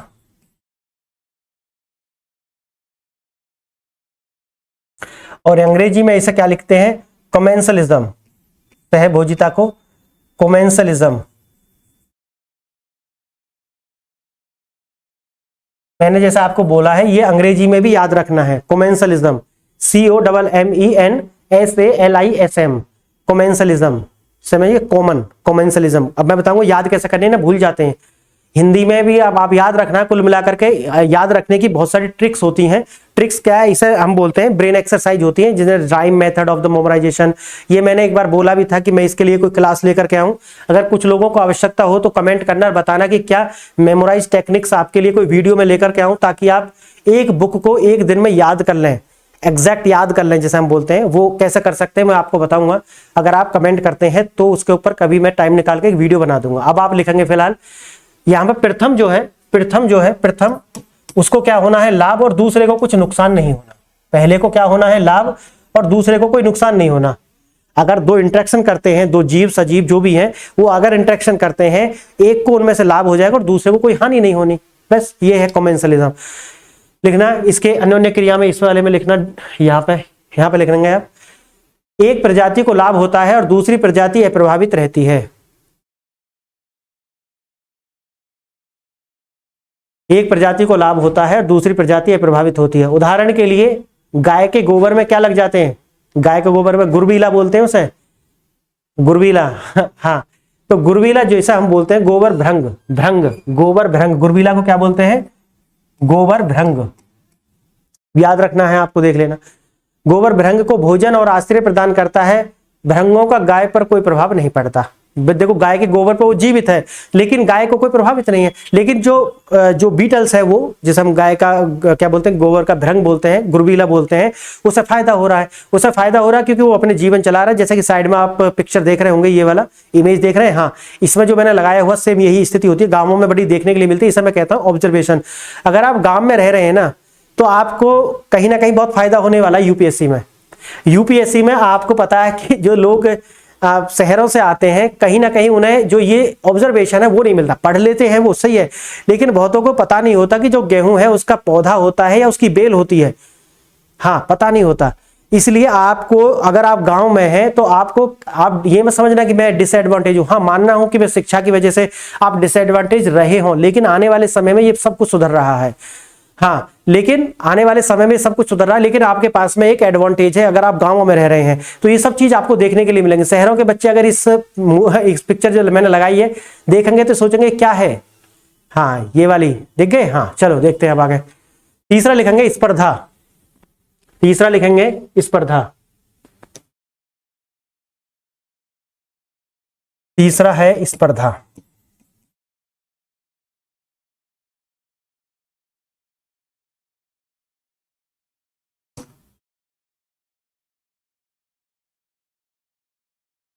स्पर्धा इसे बोलते हैं कंपटीशन।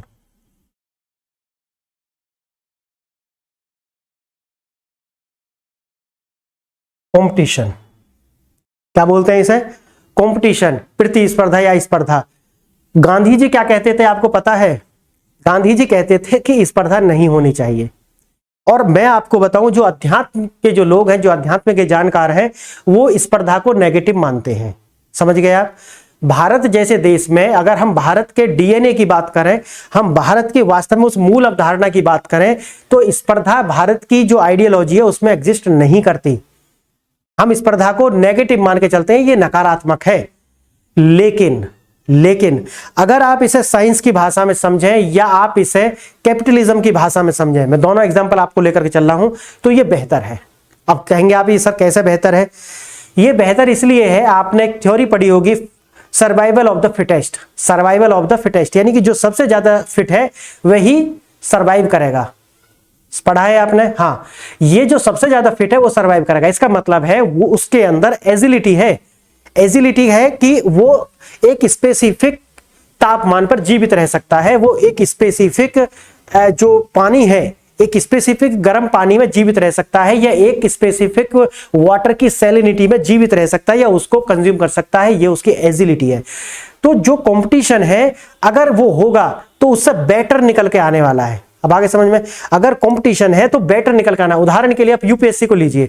यूपीएससी कंपटीशन क्यों कराती है, या कोई भी एग्जाम कंपटीशन का मतलब क्या है कि जो सबसे बेटर है उसको लेना। कंपटीशन का एक ही मतलब है, जो लोग बेटर नहीं है वो बाहर हो जाएंगे, और जो लोग बेटर है, अब इसमें आप डिबेट कर सकते हैं क्या आदमी जो पहली बार फेल हो गया क्या वो बेटर नहीं था, या वो वास्तव में इसके लिए नहीं बना था, या उसके अंदर वो क्षमता नहीं थी। नहीं, ये मेहनत के ऊपर है, ये एक अलग बात है। ऐसे भी तो लोग हैं ना कि जो कई बार अटेम्प्ट कर भी या पूरी जिंदगी संघर्ष करके सफल नहीं होते। अगर आप कंपटीशन के मायने में ले, सफलता एक अलग शब्द है, वो कभी आने वाले टाइम में बात करेंगे।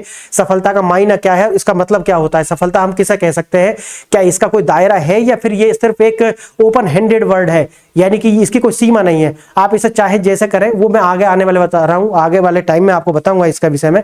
लेकिन अभी हम बात करते हैं कि कंपटीशन सही है या गलत है। अगर आप अध्यात्म के तरीके से सोचेंगे तो ये गलत है, लेकिन आज के समय में अगर आप चाहते हैं कि एक बेटर निकल के आए, बहुत अच्छा, बेस्ट ऑफ द बेस्ट निकल के आए, तब प्रतिस्पर्धा सही है। अब आप इसमें लिखेंगे, पहले इसमें लिखेंगे जो अपना अन्योन्य क्रिया प्रभाव में दो प्रजातियां प्रभावित होती हैं, तो इसमें क्या होगा, क्या प्रभावित होगा? एक नकारात्मक आएगा, जैसा मैंने आपको बताया, प्रतिस्पर्धा को नेगेटिव माना गया है, और दूसरी को भी क्या होगा, नकारात्मक होगा।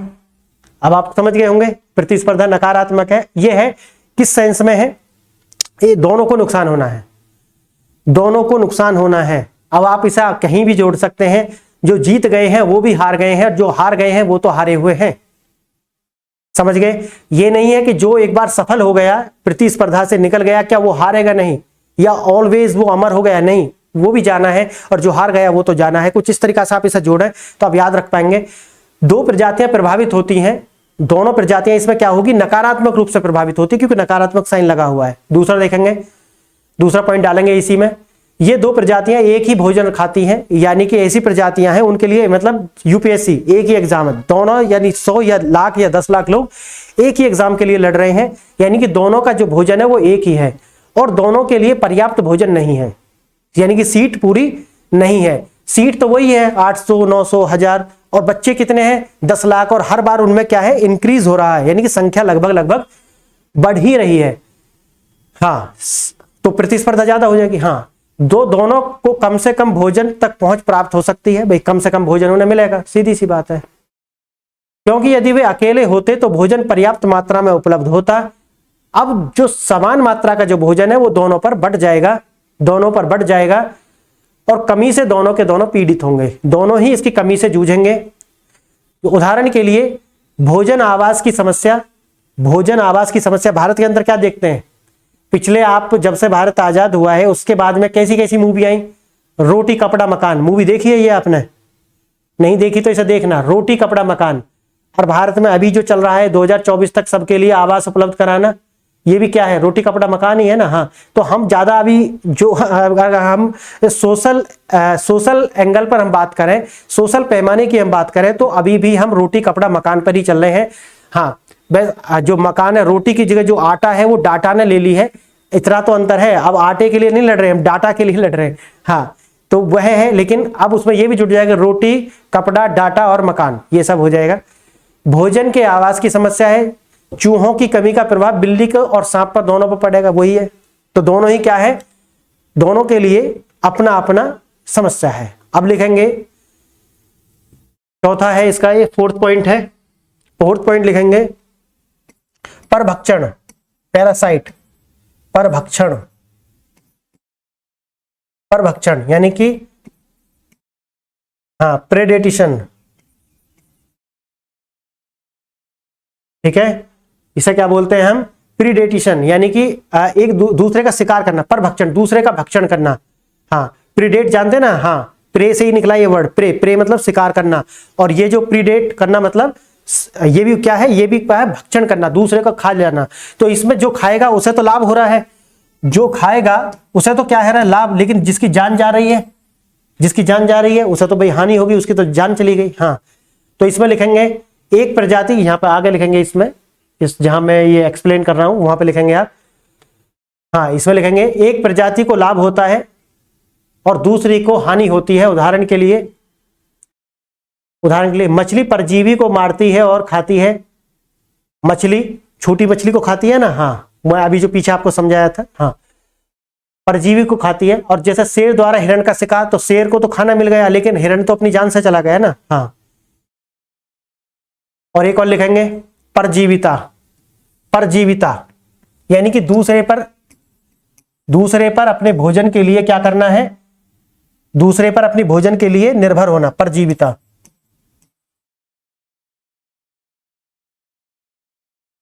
परजीविता इसे बोलते हैं पैरासाइटिज्म,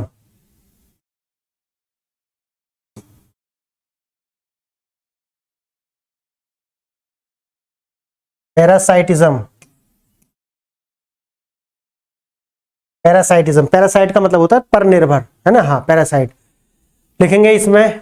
इसमें क्या होता है, पैरासाइट का मतलब वही है भाई, एक जो पैरासाइट बन करके उसके ऊपर लगा हुआ है उससे तो लाभ हो जाएगा, और जिसके ऊपर लगा हुआ है उसे हानि हो जाएगी। जैसे आपने देखा कि जोक वगैरह जब भैंसों पर लग जाती हैं, भैंस जो होती हैं, अब अगर आप उन्हें तालाब में नहाने ले जाते हैं तो वहां जोक लग जाती है उन्हें, हाँ वो तो खून चूसती रहती है, लेकिन उसे तो लाभ हो गया, लेकिन भैंस को क्या हो रही है, हानि हो रही है। दूसरा है जैसे कि आपके सिर में जू पड़ जाती हैं, बहुत सारे लोग होते हैं ना, हाँ आज भी पड़ती हैं, आज भी पड़ती हैं, कुछ लोगों के सिर में जू पड़ जाती है, तो जू को क्या हो रहा है, लाभ हो रहा है, और आपको क्या, आपको मजा आ रहा है क्या।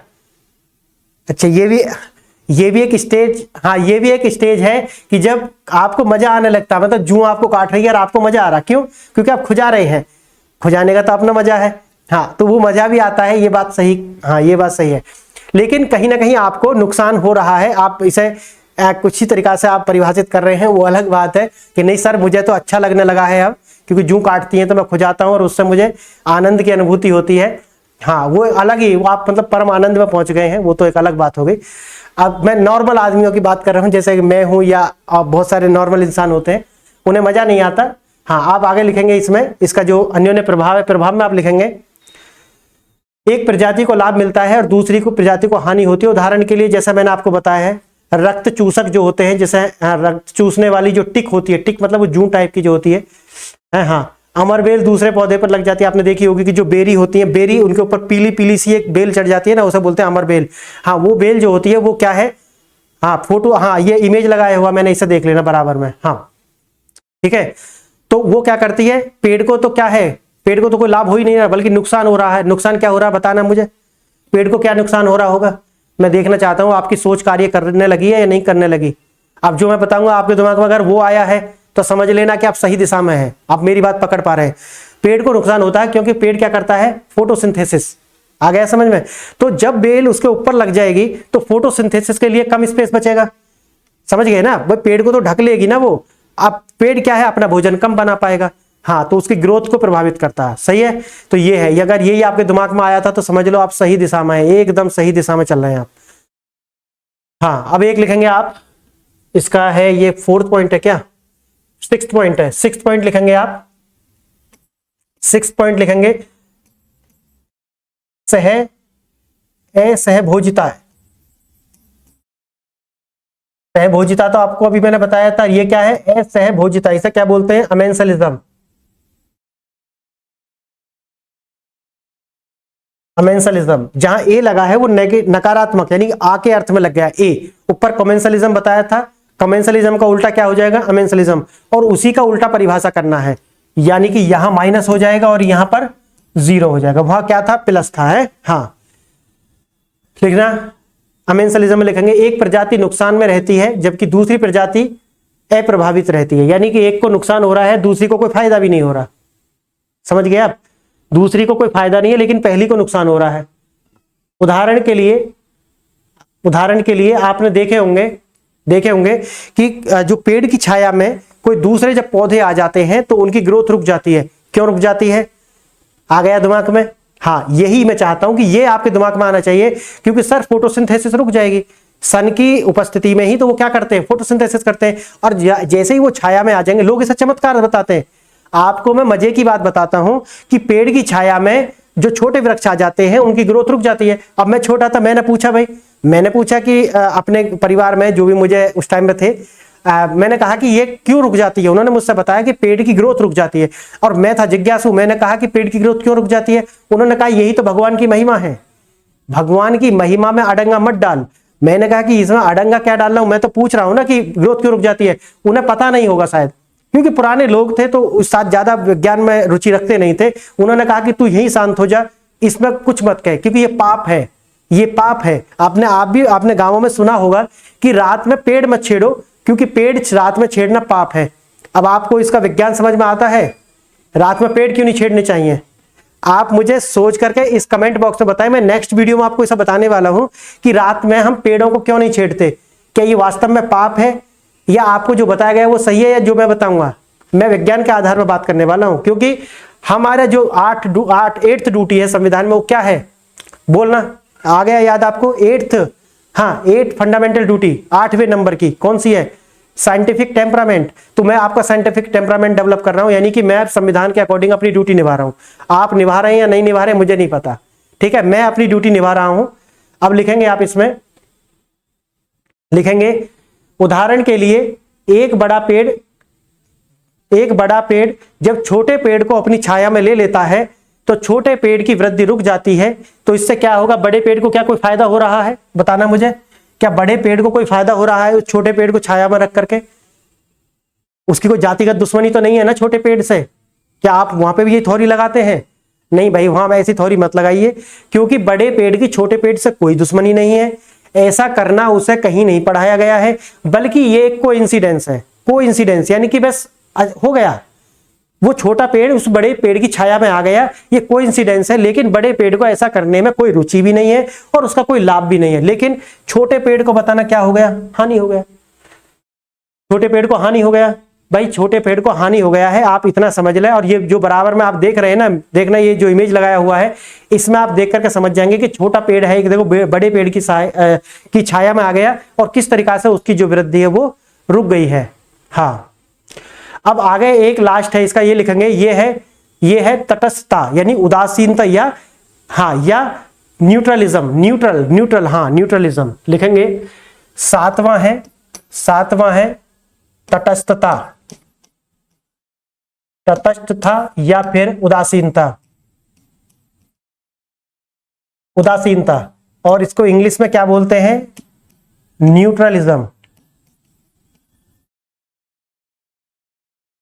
न्यूट्रलिज्म। हाँ, मैं इसकी स्पेलिंग बोल सकता हूं आपको, क्योंकि ये है बोर्ड। अगर यहां पर, वैसे तो मैं देखो साफ लिखता हूं एकदम, अगर फिर भी आपको समझ नहीं आता है तो मैं इसकी स्पेलिंग भी साथ साथ बोलता हूं। हाँ, NEUTRALISM, न्यूट्रलिज्म। हाँ, तो सुना पंजाबी में, कोई फर्क नहीं पैंदा कोई फर्क नहीं पैंदा भाई एक दूसरे से, ना ये इसे प्रभावित कर रहा है, ना इससे कोई लाभ है, ना इससे कोई नुकसान है, मस्त जी रहे हैं। हाँ, वही जो बड़ी सिटी होती है ना, वहां पे जो जीते हैं, हाँ, हमें पड़ोसी से कोई मतलब नहीं, वो कुछ भी करके चला जाए। हाँ, ये जो मानसिकता है वो यही वाली है, न्यूट्रलिज्म है, कुछ पता नहीं है। हाँ, और इस पर आप लिख लेंगे, एक दूसरे को प्रभावित नहीं करते, स्पष्ट नहीं है कि प्राकृतिक ये कैसे होते हैं, यानी कि उन्हें भी पता नहीं है भैया ये कैसे होते हैं जो एक दूसरे को प्रभावित नहीं करते, तो फिर यहां लिखी क्यों रहे हो कैसे होते हैं। परंतु ये दो जीव एक स्थान पर एक ही संसाधन का इस प्रकार इस्तेमाल करते हैं कि उनका एक दूसरे पर कोई प्रभाव नहीं पड़ता। अब ऐसा देखने को कहां मिलता है, ये तो देखने वाले भी नहीं पता, ये तो राइटर है भी नहीं पता, ये तो जो भूगोल, ये जो ना, ये वही कंसेप्ट जो राम राज्य वाला कंसेप्ट आपने पढ़ा है ना, कभी पढ़ा है कभी? हाँ, वही है, ये राम राज्य वाला है। ये मतलब देखने को नहीं मिलता है, ख्याली पुलाव है कि ऐसा भी होता होगा कि जहां वो एक दूसरे को प्रभावित नहीं करते होंगे और एक ही संसाधन पर हों। हाँ, ये ऐसा आपको देखने के लिए मिलता है, तो मुझे आप बताना कि ऐसा कहां देखने के लिए मिलता है उदाहरण, मुझे तो नहीं मिलता।